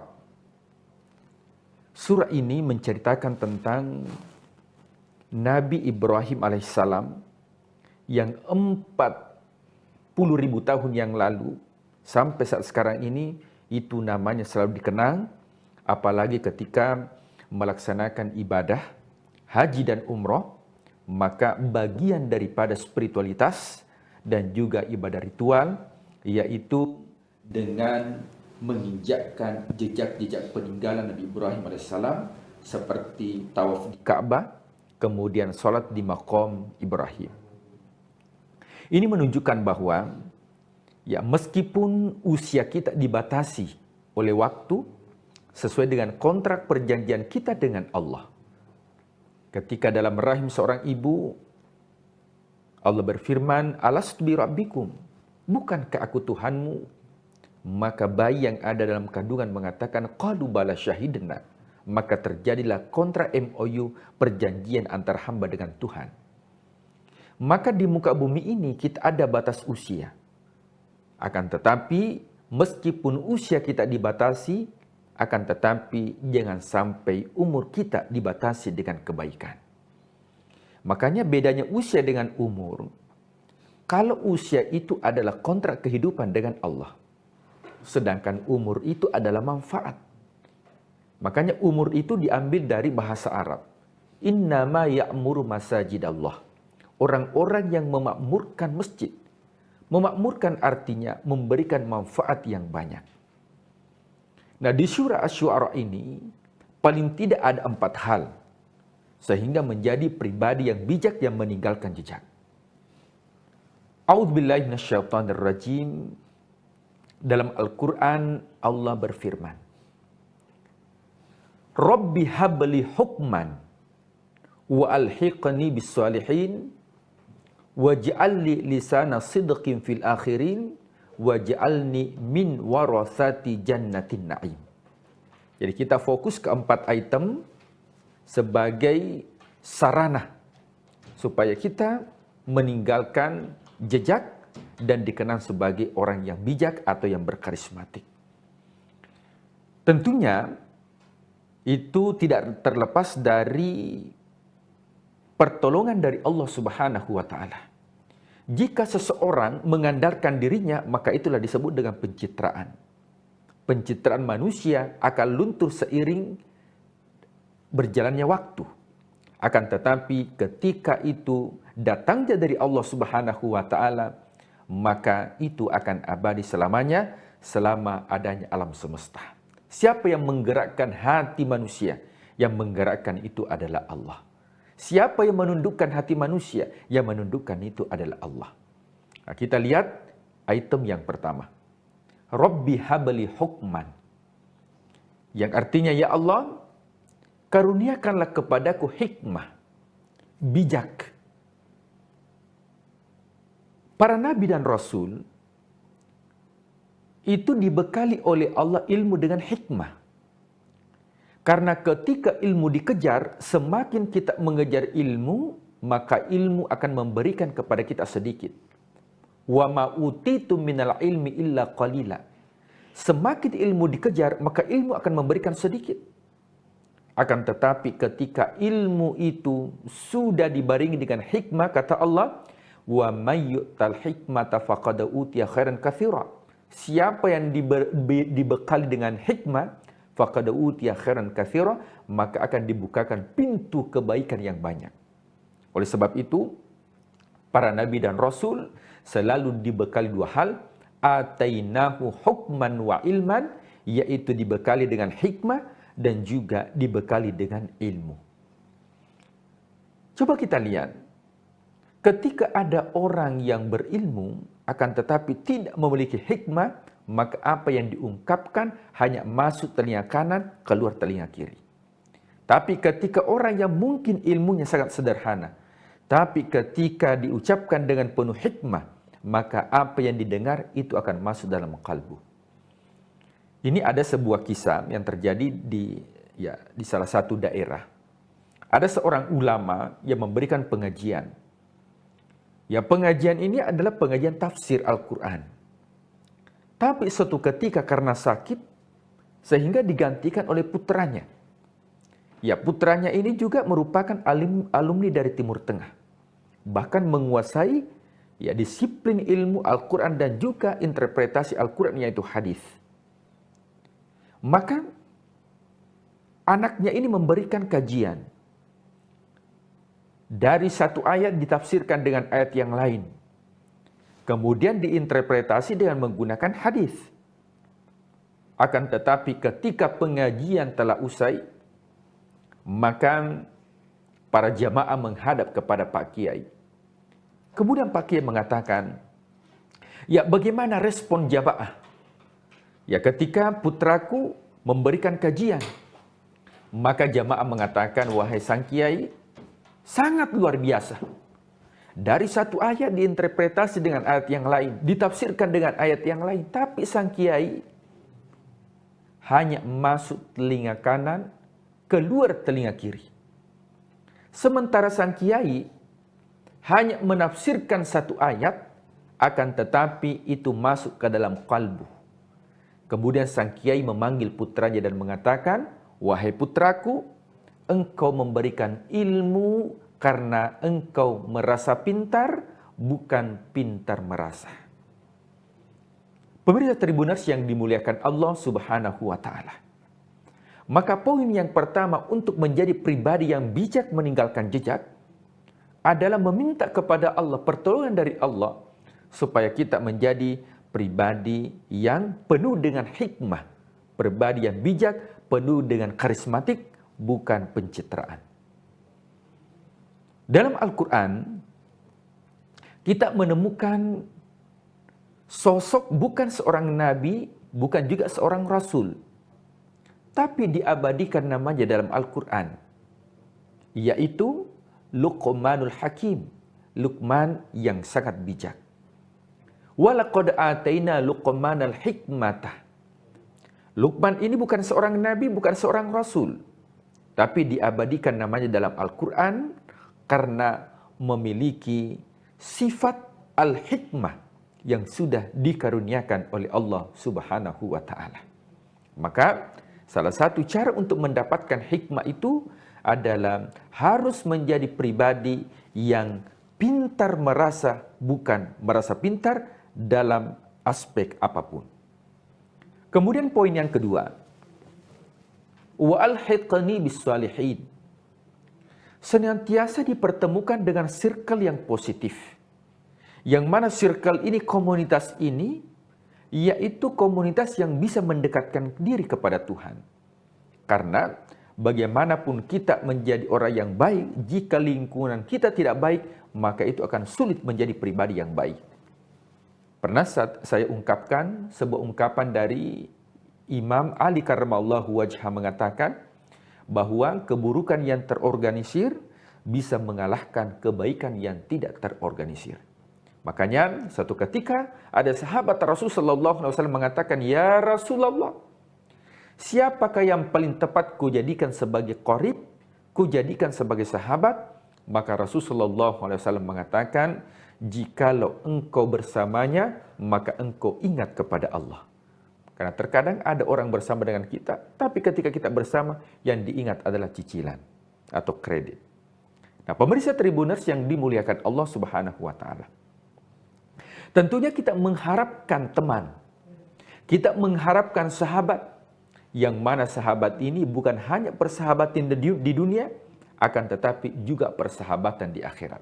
Momentum bulan suci Ramadan. Dalam sebuah hadis Rasulullah, ada dua sahabat yang berkarib di dunia. Akan tetapi ketika di akhirat, satunya dimasukkan ke dalam surga dan satunya dimasukkan ke dalam neraka. Maka yang dimasukkan ke dalam surga dia mencari.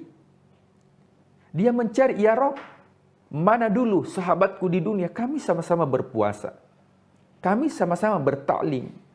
Kami bersama-sama melakukan amal kebaikan. Tapi ketika dicari di akhirat, ternyata sahabat yang satu dimasukkan ke dalam neraka karena ada satu dosa yang dilakukan." Maka sahabat yang ada di surga meminta kepada Allah, "Ya Rob, angkatlah qarib kami, sahabat kami, dan masukkan ke dalam surga." Makanya keutamaan orang yang berada dalam circle yang positif, maka mampu untuk memberikan syafaat nanti di akhirat ketika temannya dimasukkan ke dalam neraka, maka dengan mohon syafaat kebaikan yang dilakukan di dunia, itu akan diangkat kemudian dimasukkan ke dalam surga. Kemudian poin yang ketiga, waj'al li lisana sidqin fil akhirin, yaitu meminta kepada Allah supaya kita menjadi buah bibir tutur kata yang baik bagi orang-orang yang datang setelah kita. Bukankah Nabi Ibrahim alaihissalam 40.000 tahun yang lalu meninggalkan alam dunia, akan tetapi namanya selalu dikenal menjadi syair Masjidil Haram. Setiap kita salat, tentunya namanya selalu diucapkan, wa ala ali Ibrahim. Ketika melaksanakan ibadah haji dan umrah, namanya selalu dikenang dengan rukun-rukun atau kewajiban ihram atau tawaf. Ini menunjukkan bahwa ya kita mengharapkan pribadi yang meninggalkan kebaikan, meninggalkan jejak. Akan tetapi pribadi yang meninggalkan jejak tentunya tidak terlepas dari pribadi yang memiliki kebijakan atau pribadi yang bijak dan juga pribadi yang karismatik sesuai dengan yang diberikan oleh Allah Subhanahu wa taala. Nah, ada seorang peneliti dari Swiss ya yang bernama Alfred Nobel. Ya, ini peneliti yang menemukan alat penghancur bahan atau alat berat, nah, seperti penghancur gunung yang disebut dengan dinamit. Nah, jadi Alfred Nobel ini penemu dinamit yang mampu untuk menghancurkan gunung menjadi terowongan dan sebagainya. Suatu ketika diberitakan dalam sebuah media ya bahwa Alfred Nobel ini meninggal dunia disebabkan karena alat dinamit yang ditemukan, padahal orangnya masih hidup. Apa yang terjadi? Alfred Nobel ini stres. Kenapa? Karena yang dia pikir dia dikenang sebagai pembunuh. Maka apa yang dilakukan? Maka yang dilakukan adalah semua harta yang dimiliki dari hasil penelitian dia sumbangkan semua kepada orang-orang yang menemukan penelitian ilmiah. Makanya muncul istilah penghargaan skala dunia, yaitu penghargaan Nobel. Tujuannya untuk apa? Untuk dikenang sebagai orang yang baik.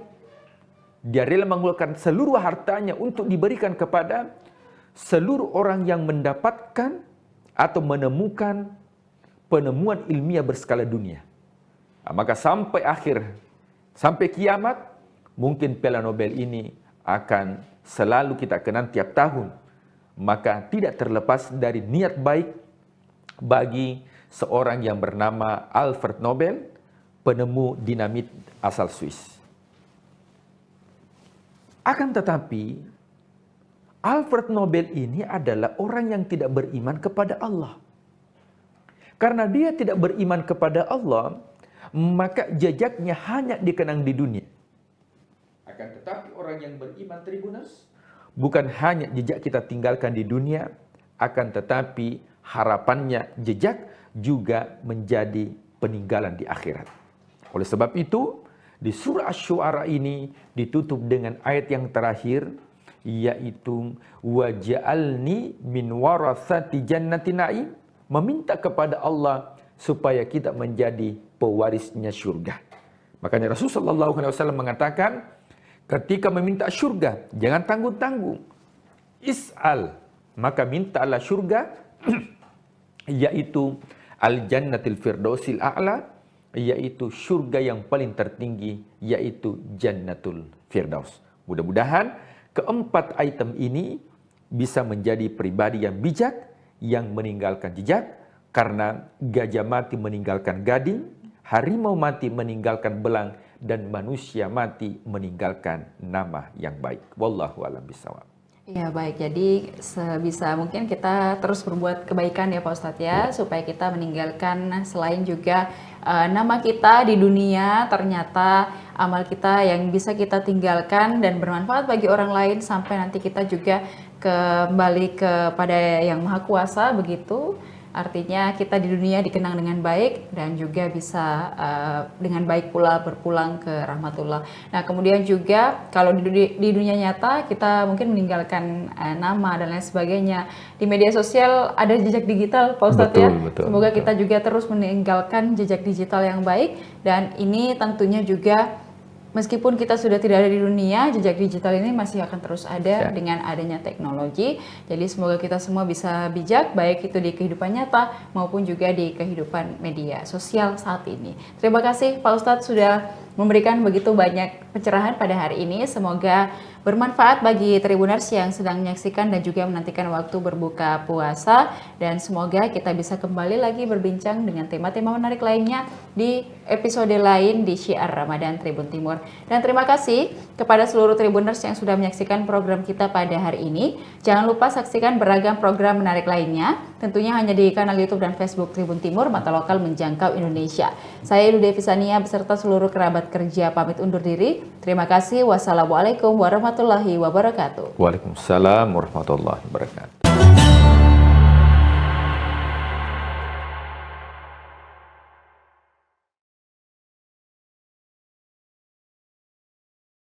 Dalam mengajar ketika tidak ada keikhlasan, itu nanti ilmu itu nanti dia tidak akan bermanfaat, ya kan? Ketung marah-marah, menuntut don cuma harus cepat bisa, itu nanti hasilnya itu hanya capek saja yang didapatkan, ya kan? Biarkan itu berlanjut, biarkan hari ini dia masih tetap, misalnya tetap di alif, 1 bulan berikutnya tetap masih di alif, biarkan itu dia berjalan. Yang penting dia mau datang untuk belajar. Karena di lingkungan itu paling tidak dia terjaga dari hal-hal yang negatif. Ya. Itu yang kemudian menjadi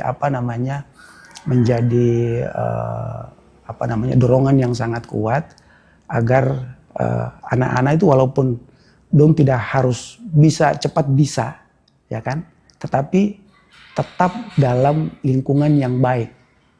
Dan artinya ketika ketun dalam waktu-waktu yang baik, dalam tempat yang baik, itu kan pasti rahmat Allah turun, perlindungan Allah itu ada. Nah, itu yang kemudian diharapkan. Assalamualaikum warahmatullahi wabarakatuh. Tribuners, ilmu dan pengetahuan membuka jalan terang kehidupan dan mendistribusikan itu menjadi pilihan. Dengan sadar pilihan itu kemudian diambil oleh sosok sederhana yang penuh senyum itu. Ialah Ustadz Abdurrahman Tuanaya, seorang anak pesantren yang kini teguh memilih jalan dakwah. Berikut Tribuners cerita singkat Ustadz Nan dalam kisah para kiai. Bismillahirrahmanirrahim. Alhamdulillah, salatu wassalamu ala rasulillah Muhammad ibn Abdillah wa ala alihi wa tentunya setiap orang pasti di masa-masa kecil itu paling pasti tidak terlepas dari bimbingan orang tua. Ya kan? Jadi ketika masih kecil karena memang orang tua sudah tempatkan untuk belajar di sekolah agama ya. Itu dulu belajar di Madrasah Ibtidaiyah dan Sanawiyah di Yayasan Al Khairat di Masohi, Kabupaten Maluku Tengah dulu. Kemudian karena memang lingkungannya baik dan kemudian didikan juga dari orang tua juga mendukung, ya. Akhirnya ditanya sama orang tua, pengen lanjutkan kemana ataupun pengen jadi apa, ya kan? Pasti setiap anak tuh kan pasti akan ditanya sama orang tuanya mau jadi apa, cita-citanya apa, ya kan? Awal ketika ditanya mau jadi apa, mau jadi tentara, ya namanya laki-laki tuh pasti seperti itu, ya kan? Tentara, polisi, pokoknya yang gentle-gentle lah seperti itu. Tapi kemudian karena lingkungan sekolah agama juga kemudian menuntut katong banyak belajar terkait dengan hal agama, akhirnya buat saya sendiri penasaran untuk belajar, pengen tahu lebih banyak terkait dengan agama. Ya mau tidak mau harus belajar agama tersebut melalui pendidikan khusus yaitu pesantren. Kita keluar dari Masohi itu sekitar tahun 94. Ya. Tahun 94 langsung menuju Gresik di Jawa Timur, Pondok Pesantren Mambaus Sholihin. Hal yang membuat saya pribadi kemudian sangat-sangat ingin sekali ya karena memang pengen sekali untuk belajar menggali ilmu agama. Nah, ada hal yang kemudian membuat salah satu yang membuat tidak betah, yaitu karena walaupun sebelumnya sudah pernah belajar tentang dasar-dasar ilmu agama, tetapi ada hal-hal yang memang mendasar yang memang tidak diajarkan di rata-rata di Maluku. Ya, misalnya tentang ilmu sharaf, ilmu nahwu, itu dasar-dasar tentang pembelajaran kitab kuning yang memang harus dimiliki oleh seorang pemula. Nah, itu kalau kita bilang fikih, sudah tahu lah.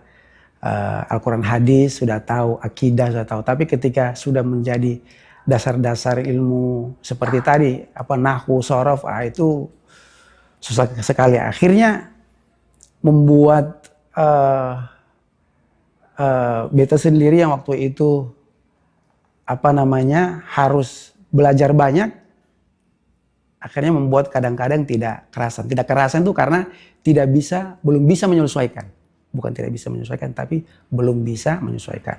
Bagaimana ketemu belajar kitab kuning itu harus dimaknai harus pakai bahasa Jawa, ya kan? Bukan hanya pakai bahasa Indonesia, tapi harus pakai bahasa Jawa. Tapi memang itu metode klasik yang dipakai di pondok-pondok pesantren klasik, kan? Jadi misalnya seperti Bismillahi kelawan nyebut asmane Allah, Ar-Rahmani kang melas ing dalam dunia dan akhirat, Ar-Rahimi kang melas ing dalam dunia dan akhirat beloko. Itu pakai bahasa Jawa dan ada rumus-rumusnya. Tidak semua orang Jawa juga bisa, terkecuali orang yang sudah pernah belajar di pesantren. Nah, jadi itu memang ilmu-ilmu yang memang buat beta sendiri baru dan memang membuat untuk terus penasaran untuk belajar. Kemudian tahun 2000 ya, tahun 2000 itu sudah hampir selesai. Jadi saya selesai aliyahnya 98 ya, karena memang ada 1 tahun lagi harus ikut sekolah persiapan aliyah. Nah, jadi dari Masohi langsung ke pesantren itu tidak langsung masuk ke sekolah formalnya aliyah karena belum bisa mengikuti pelajaran-pelajaran yang ada. Harus punya dasar-dasar yang mumpuni dulu. Jadi harus ada sekolah persiapan baru bisa masuk sekolah aliyahnya. Ya kan? 98 selesai, saya minta izin ke Kiai untuk mau kuliah di Malang. Pada saat itu di UIN Malang. Minta izin mau kuliah di Malang, kata beliau, kamu sebentar dulu, nanti mudah-mudahan nanti ada MOU ataupun beasiswa dengan universitas di Suriah, di Damaskus, mudah-mudahan nanti bisa berangkat. Ya. Jadi kamu di sini aja dulu, ngajar-ngajar dulu di sini. Akhirnya tahun 2000, Mei 2000, kamu siap-siap urus berkas-berkas, nanti berangkat ke Damaskus, Suriah. Ya. Pembiayaan itu pun dibiayai oleh kiainya. Pembuatan paspor sampai tiket-tiketnya dibiayai untuk ke Damaskus, Suriah.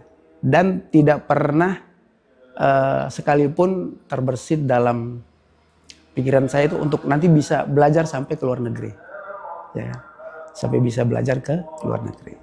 Akhirnya nyambinya ya wallahualam, Allah memang tunjukkan jalan hambanya masing-masing ya. Ada penawaran, kebetulan ada penawaran dari Sekolah Indonesia Damaskus yang berada di lingkungan kedutaan. Kita dipanggil untuk bisa mengajar di sana. Akhirnya mengajar di sana, akhirnya mengajar sambil kuliah. Studi Ustaz, punya fokus belajar apa studinya? Iya, fokusnya di Islamic Studies dan Bahasa Arab.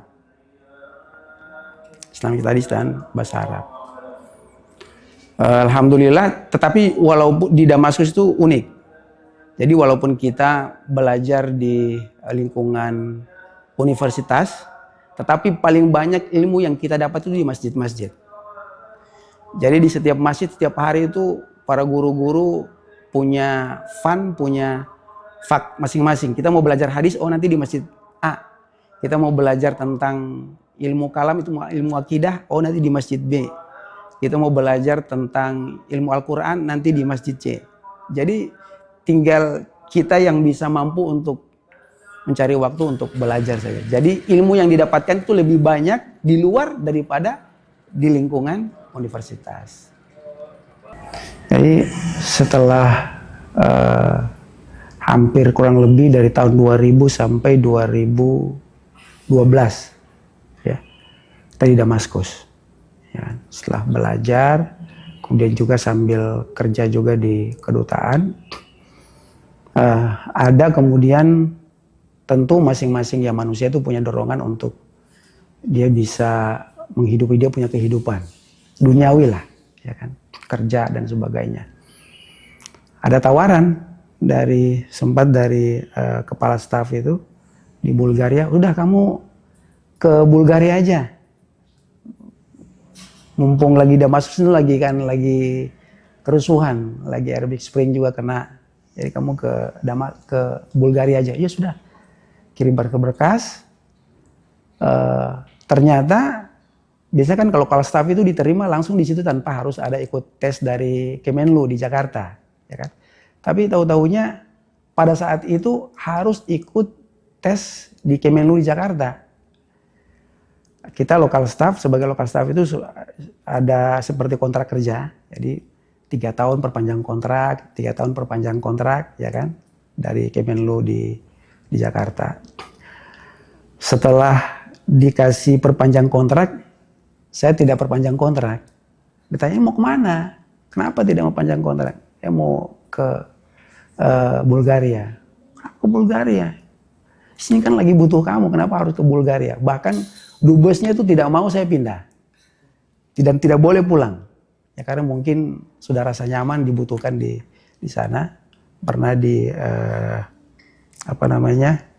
di protokol konsuler dan perlindungan warga Indonesia.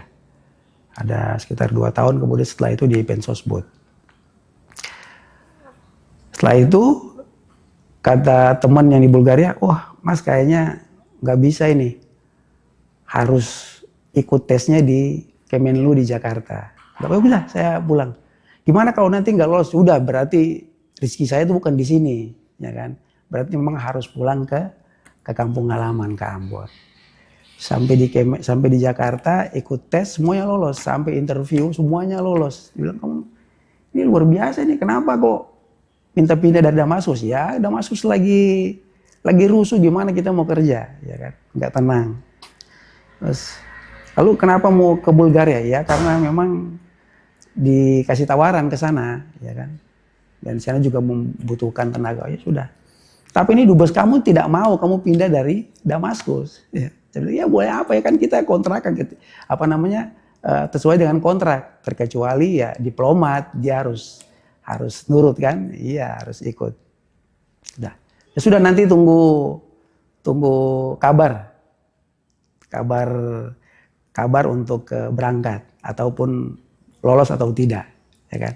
Tapi sudah ketemu dengan dubes Bulgaria. Mas, kita tunggu di Bulgaria.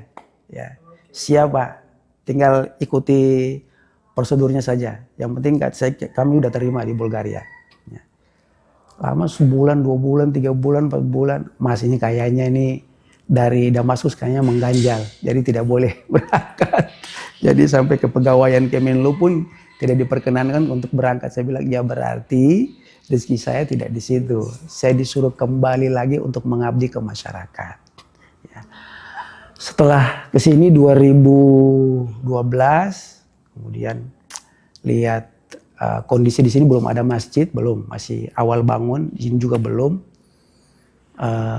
Lihat suasana, kemudian khususnya di sini, ya kan? Khususnya tempuhnya orang-orang kampung, banyak kemudian seperti tidak ada figur, tidak ada tokoh yang kemudian mengarahkan, ya kan, dong, untuk bisa bagaimana minimal lah hari-hari ataupun jam-jam waktu maghrib sama isya itu tidak berkeliaran di luar, ya kan.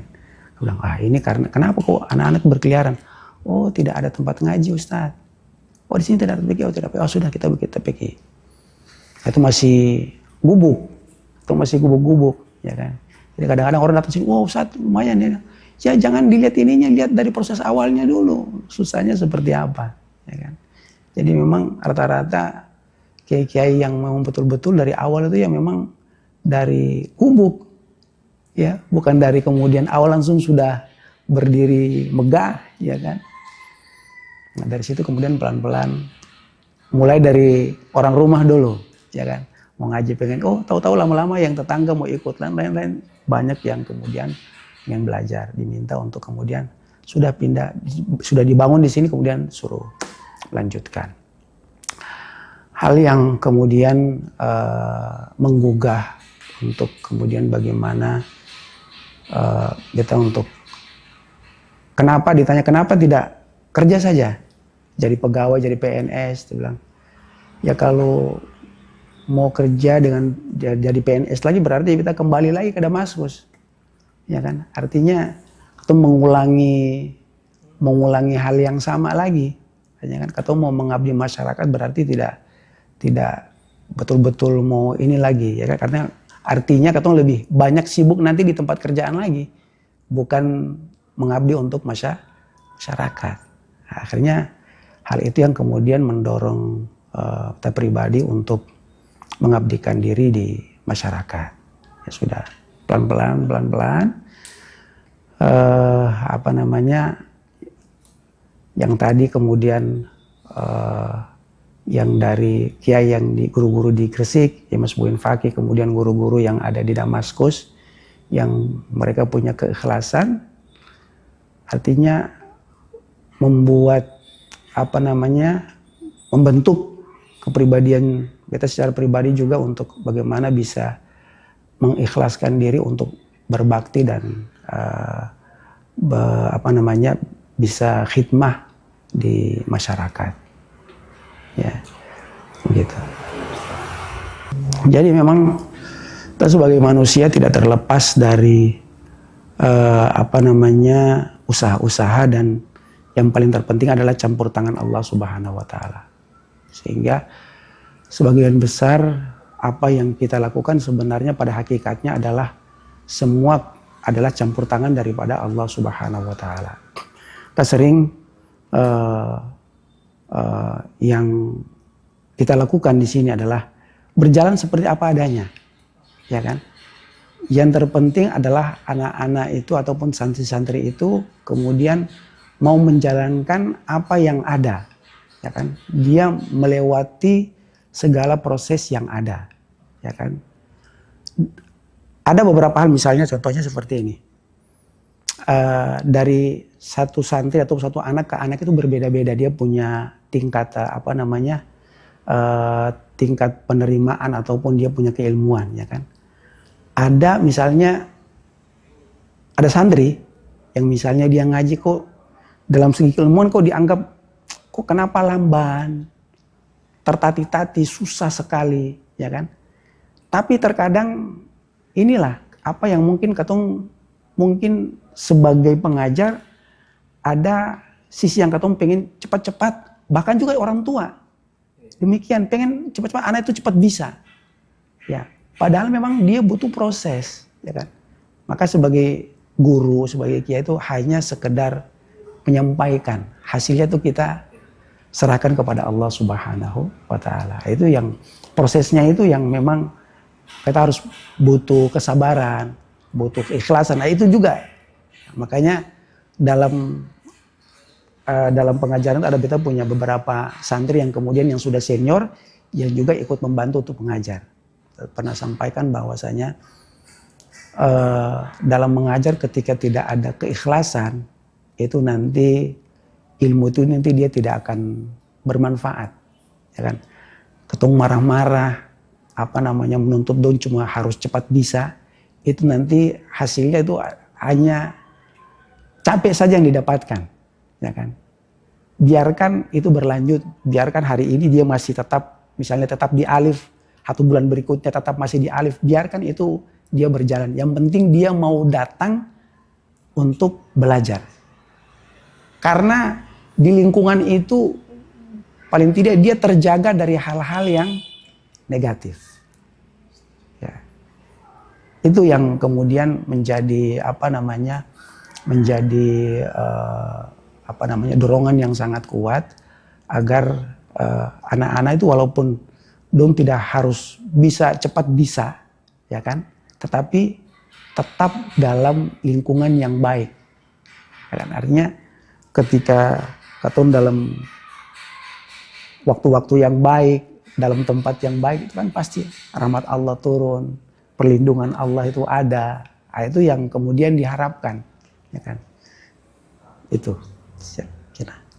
Kalau kamu tidak siap untuk susah menghadapi beratnya menuntut ilmu, maka kamu juga harus siap untuk akan pahitnya daripada kebodohan. Bodoh itu tidak enak, bodoh itu tidak nyaman. Dibilang bodoh itu tidak enak. Kita mau membangun apa itu harus punya keilmuan, melakukan apa harus didasari dengan ilmu. Begitu juga kita beragama, ya kan. Beragama harus dilandasi dengan ilmu pengetahuan, ya kan. Tidak ada orang yang sholat kemudian tunduk bangun dengan gerakan-gerakan yang hampa, ya, tanpa ada arti dan substansi, tidak ada ruhnya. Tentunya harus punya dilandasi dengan keilmuan. Maka mari daripada kita teman-teman, anak-anak, masyarakat yang ada di Maluku, mari kita bersemangat, ya, untuk tetap mencari dan menuntut ilmu. Karena tidak ada batasan waktu dan batasan ruang. Ya. Kita mau menuntut ilmu di mana saja bisa. Ya. Mau kapan saja bisa. Tapi tentunya menuntut ilmu itu harus berguru. Harus punya guru. Karena kalau tidak punya guru berarti setan menjadi penuntutnya. Ya, penuntunnya, setan menjadi gurunya. Jadi harus punya guru.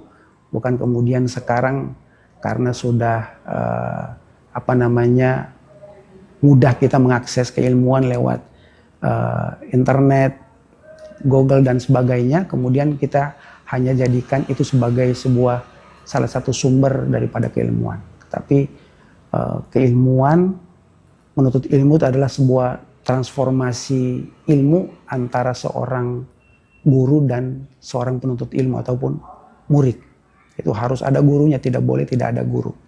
Ya, kira-kira demikian.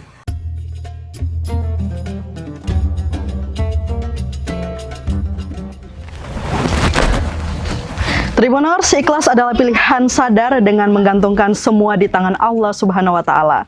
Semoga sekilas kisah ini membawa pesan baik bagi kita semua. Saya Mesya Marasabesi pamit undur diri. Wassalamualaikum warahmatullahi wabarakatuh. Download Tribun X sekarang, menghadirkan lokal menjadi Indonesia.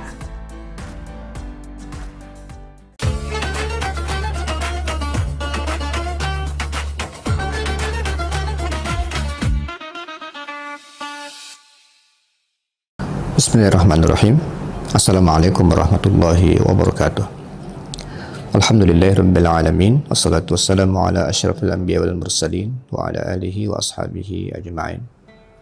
Ya ayyuhalladzina amanu kutiba alaikumus shiyam kama kutiba alal ladzina min qablikum la'allakum tattaqun. Ma'asyiral muslimin wal muslimat rahimakumullah. Alhamdulillah, kita akan memasuki bulan suci Ramadan, bulan yang penuh dengan kemuliaan.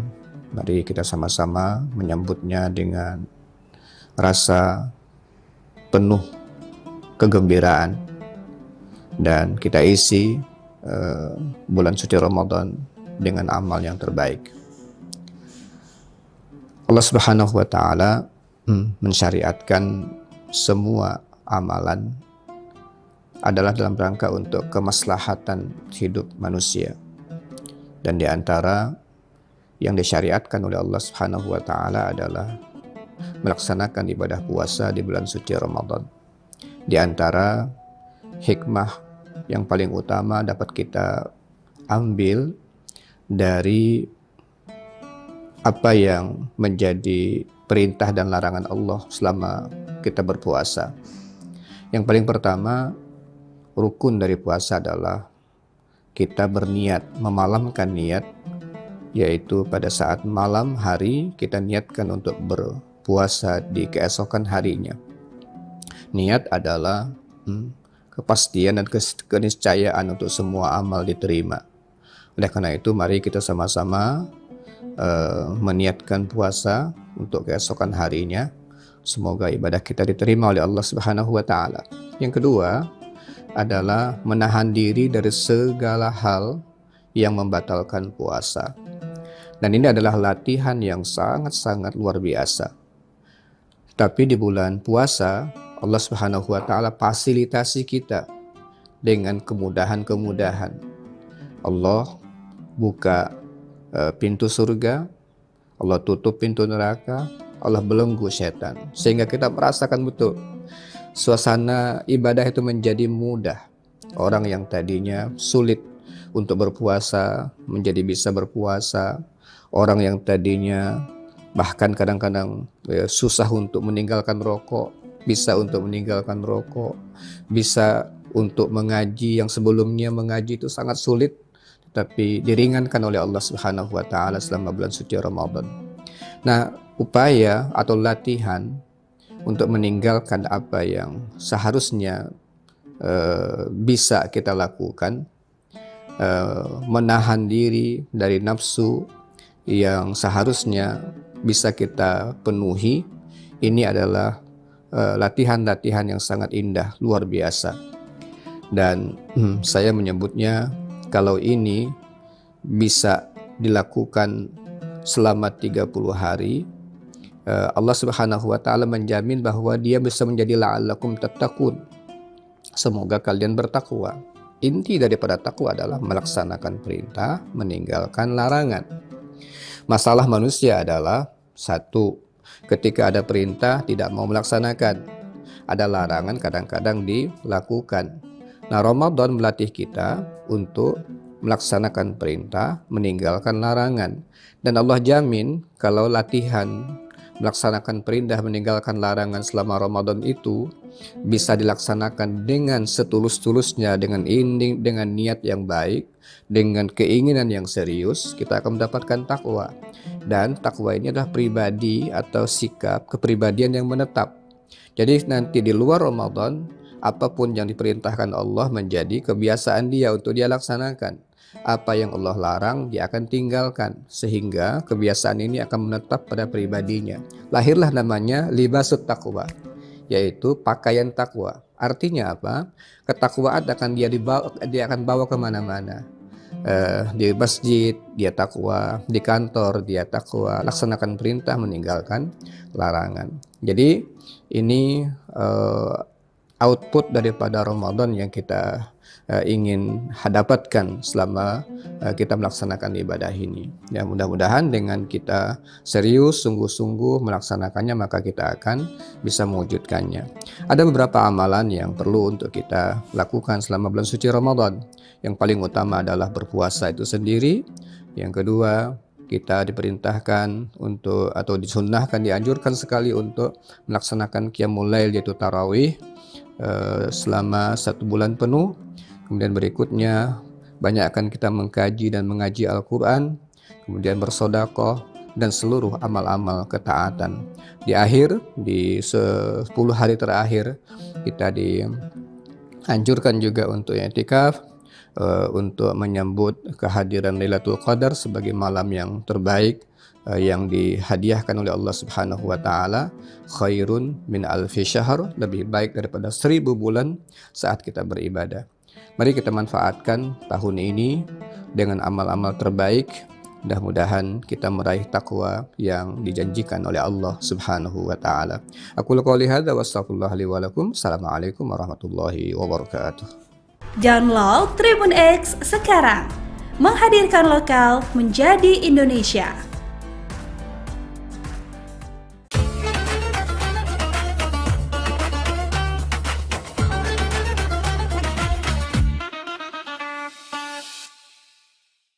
Bismillahirrahmanirrahim. Assalamualaikum warahmatullahi wabarakatuh. Alhamdulillah, nahmaduhu wa nasta'inuhu wa nastaghfiruh wa na'udzu billahi min syururi anfusina wa min sayyiati a'malina, may yahdihillahu fala mudhillalah wa may yudlilhu fala hadiyalah. Nashhadu an la ilaha illallah wahdahu la syarikalah, iyyahu na'budu wa iyyahu nasta'in, wa ashhadu anna sayyidana Muhammadan abduhu wa rasuluh al-mab'utsu rahmatan lil alamin.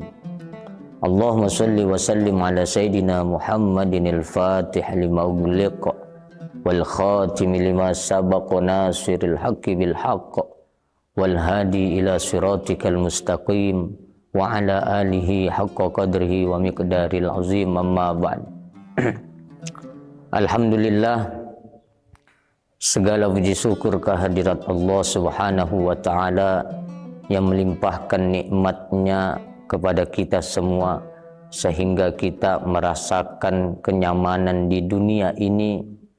Yang mudah-mudahan juga berkah nikmat yang diberikan Allah ini, kita juga mampu menjadi hamba-hamba yang senantiasa gemar bersyukur atas nikmat yang diberikannya.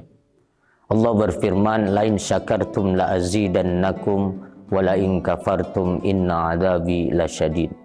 Jika kita mensyukuri nikmat yang diberikan Allah kepada kita, insya Allah nikmat-nikmat mana lagi yang pasti nikmat-nikmat lain akan diberikan Allah kepada kita semua.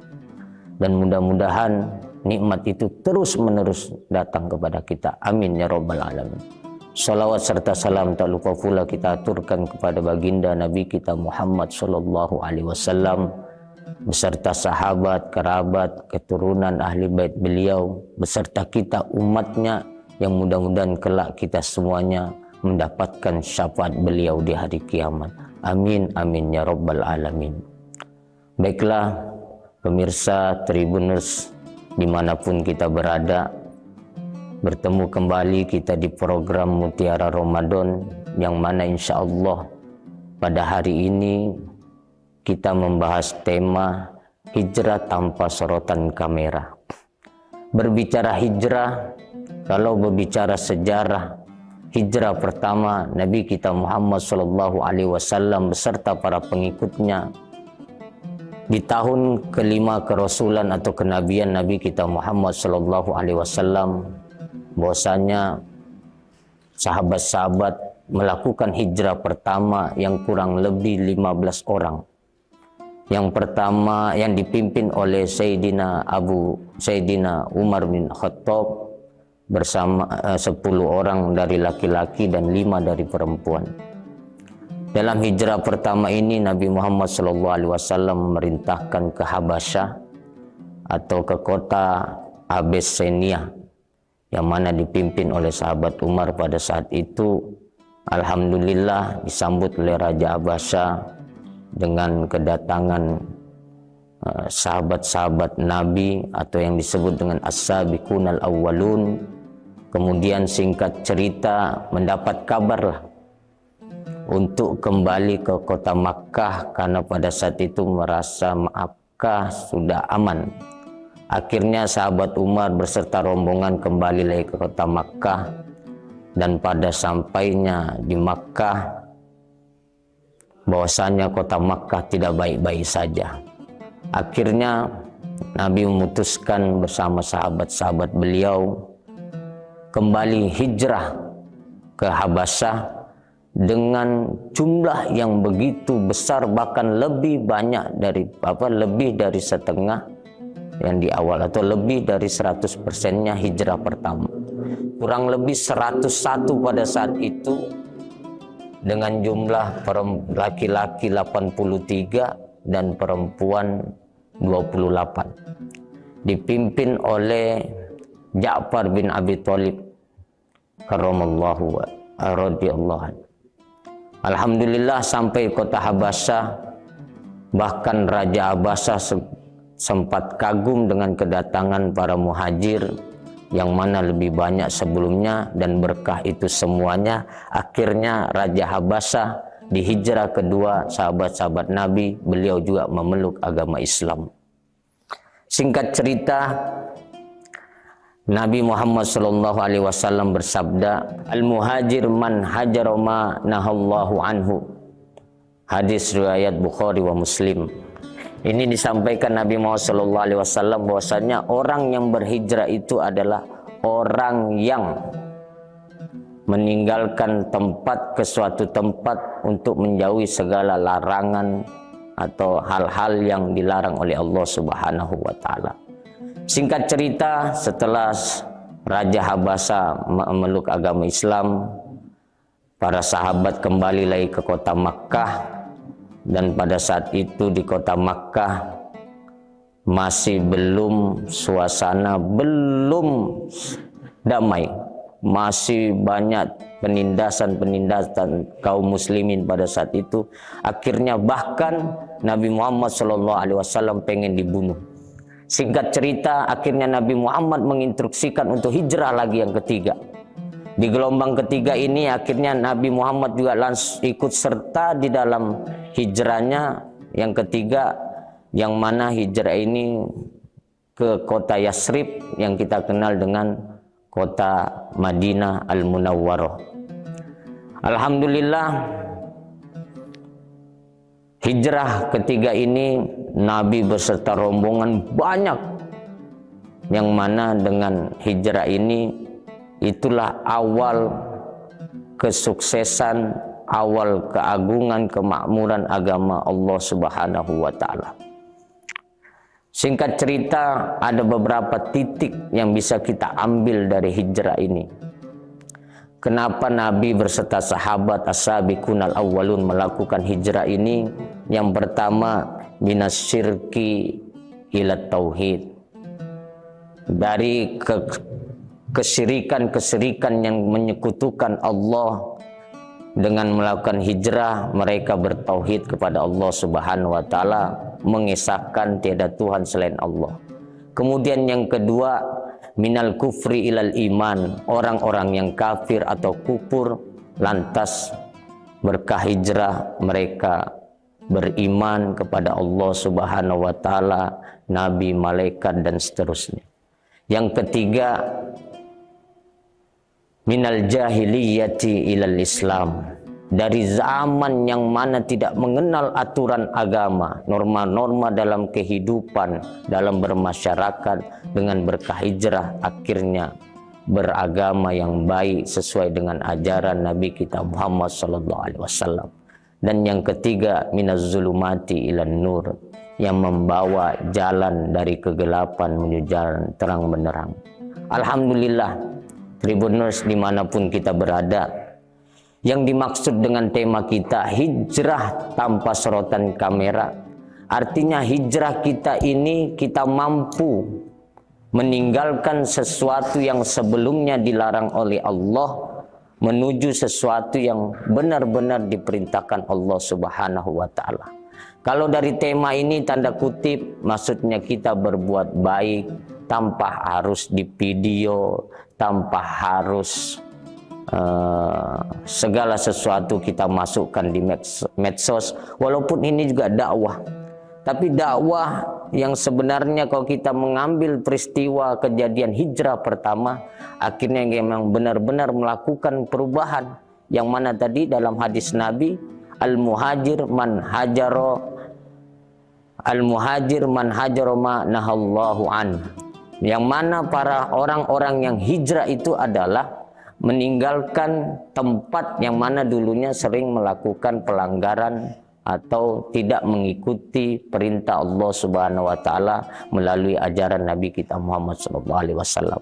Artinya hijrah itu bagaimana diri kita lebih baik daripada sekarang untuk akan datang, atau lebih baik daripada tahun sebelum-sebelumnya atau tahun akan datang. Apalagi kita di bulan suci Ramadan ini, mudah-mudahan kita semua dipertemukan dengan bulan Ramadan yang mulia ini, kita bisa memperbaiki diri kita lebih baik daripada Ramadan sebelumnya.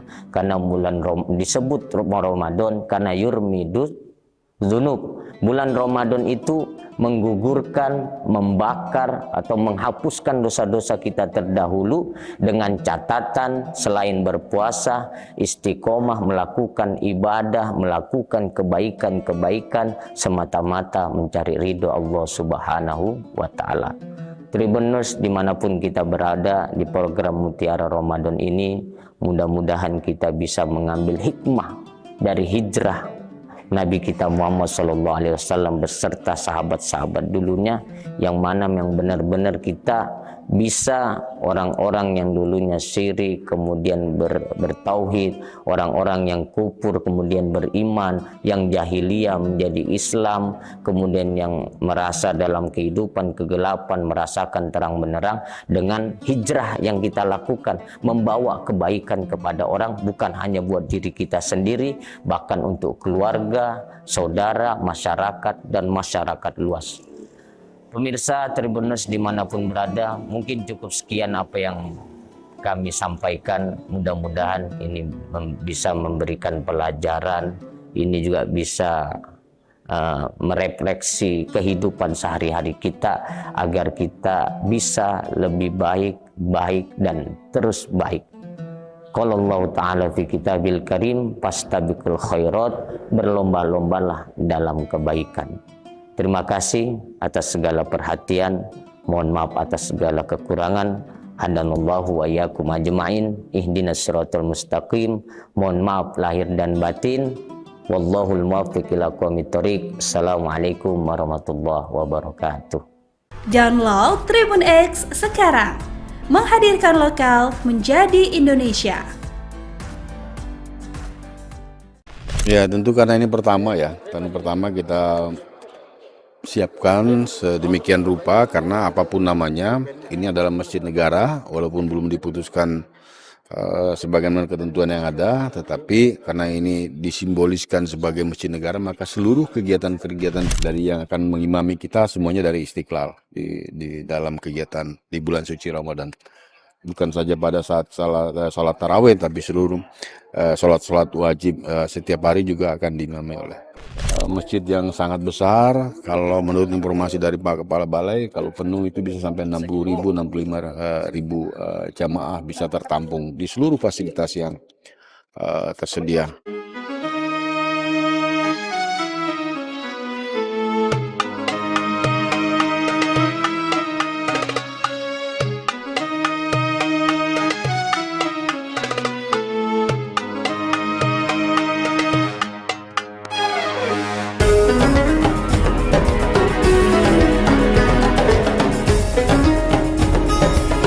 Assalamualaikum warahmatullahi wabarakatuh Tribuners. Saat ini saya sedang berada di Masjid Nagara IKN Nusantara. Dalam rangka menyambut bulan suci Ramadan, Otorita IKN bersama dengan Kemenak dan sejumlah pihak yang terlibat sedang melakukan persiapan soal kegiatan-kegiatan yang akan dilakukan selama bulan suci Ramadan di Masjid Nagara IKN Nusantara. Bagaimana persiapannya? Ikuti saya di liputan khusus IKN Nusantara.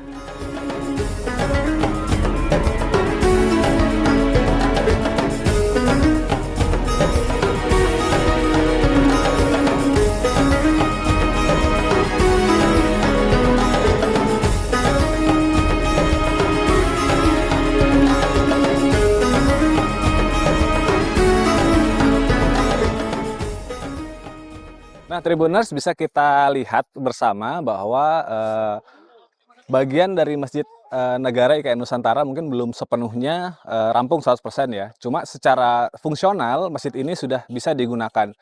Dan rencananya akan digunakan pada awal Ramadan ini hingga sholat Id mendatang. Namun, menurut informasi yang kami dapat bahwa penggunaan Masjid Negara IKN Nusantara tidak hanya berfokus pada saat Ramadan dan Idul Fitri saja, namun di luar Ramadan dan Idul Fitri nantinya akan tetap digunakan sebagai sarana beribadah umat muslim yang ada di daerah atau sekitaran IKN Nusantara. Dan Masjid Negara IKN Nusantara sendiri mampu menampung kurang lebih sekitar 65.000 jamaah di seluruh fasilitas Masjid Negara IKN Nusantara.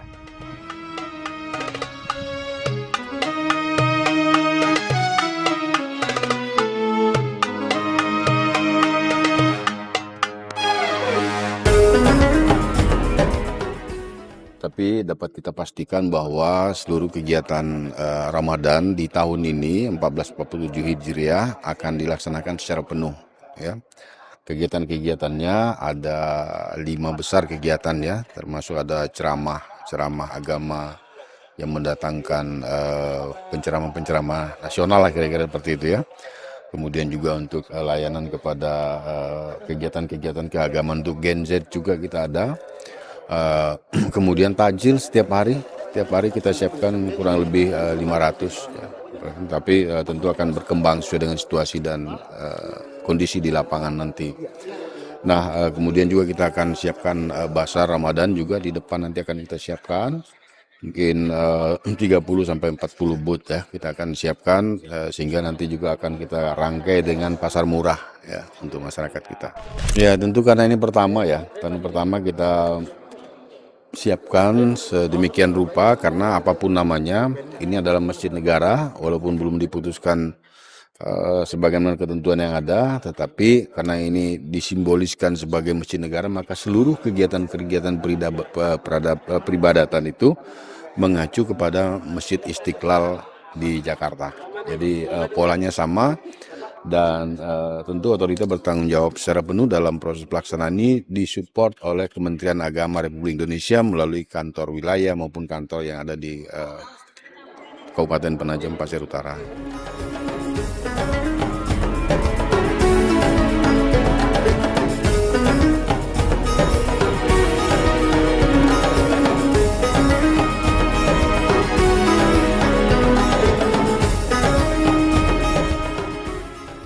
Tentu menetapkan masjid negara ada ketentuannya ya. Ada kepres yang tentu akan diusulkan oleh Menteri Agama nanti. Kementerian Agama itu untuk penetapan ini menjadi masjid negara. Tapi itu masih proses.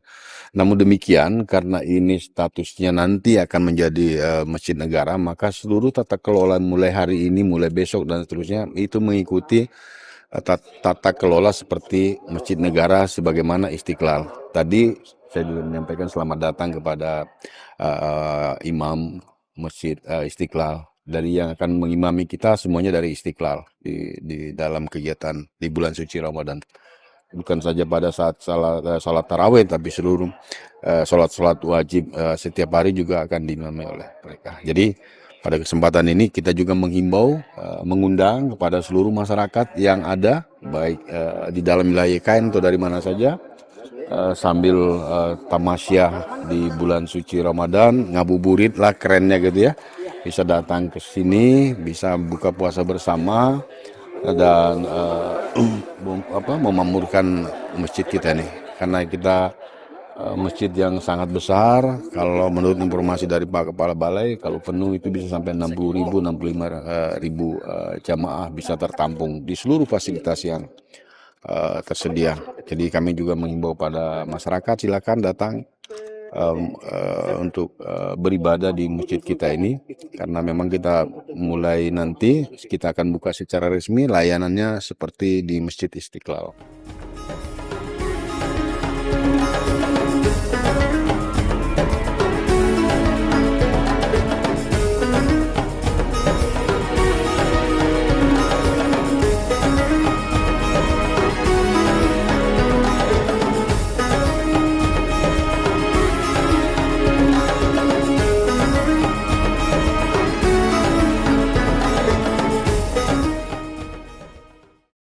Oke Tribuners, sekian jalan-jalan kita di Masjid Negara IKN Nusantara. Saya Wahyu Triyono dari Masjid Negara IKN Nusantara. Sampai jumpa.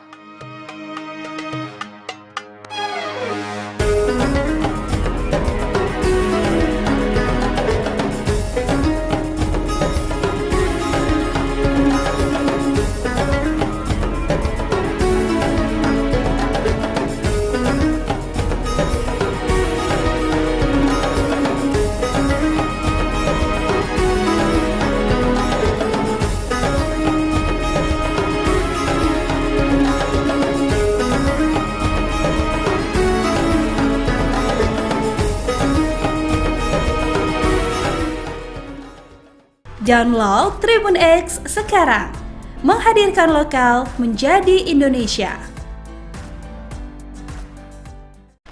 Beliau memberikan semacam hadiah, ya, hadiah kepada putrinya, kepada sebagai wujud syukur, sukacita. Nah, ini hadiah atas pernikahan itu. Jadi ini adalah masjid cinta. Jadi nanti ketika menyampaikan khutbah, diharapkan para pendengar itu membawa biji-biji serikaya ini atau biji-biji kebaikan Islam itu untuk disebarkan kepada, termasuk Masjid Al-Fatih ini bisa sebagai sarana untuk lebih dekat dengan Allah. Kalau situasi semakin susah, semakin sempit seperti ini, kalau tidak dekat sama Allah, terus dekat sama siapa lagi?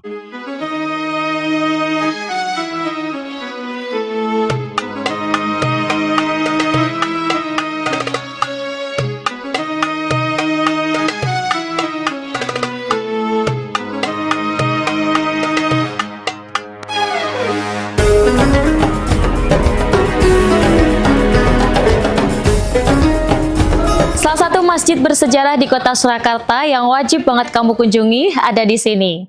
Konon katanya masjid ini menjadi mahar lamaran raja. Nah, raja siapakah itu? Ayo nanti kita telusuri bareng-bareng.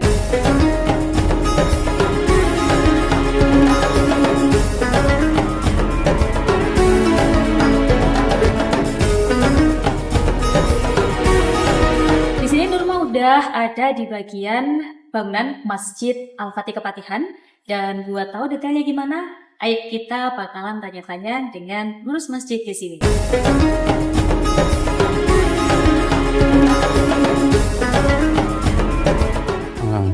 Iya. Assalamualaikum. Waalaikumsalam warahmatullahi wabarakatuh. Baik Bapak, perkenalkan saya Nurma Oke. dari Tribun News. Oke. Jadi mohon izin apakah boleh kami ingin mengelilingi mungkin masjid ini dan juga mengetahui bagaimana sejarah dan berdirinya bangunan masjid ini. Oke. Bismillahirrahmanirrahim. Alhamdulillahirabbil wassalatu wassalamu ala asyrofil mursalin sayyidina Muhammad wa alihi washabihi ajmain, amma ba'du.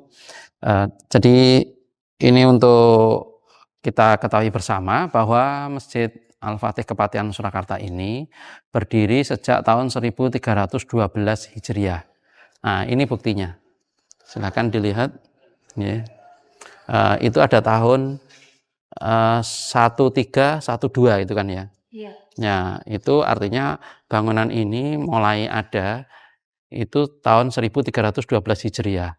Kalau sekarang itu 1447 Hijriah, berarti sekitar 135 tahun lamanya masjid ini berdiri dari sisi tahun Hijriah.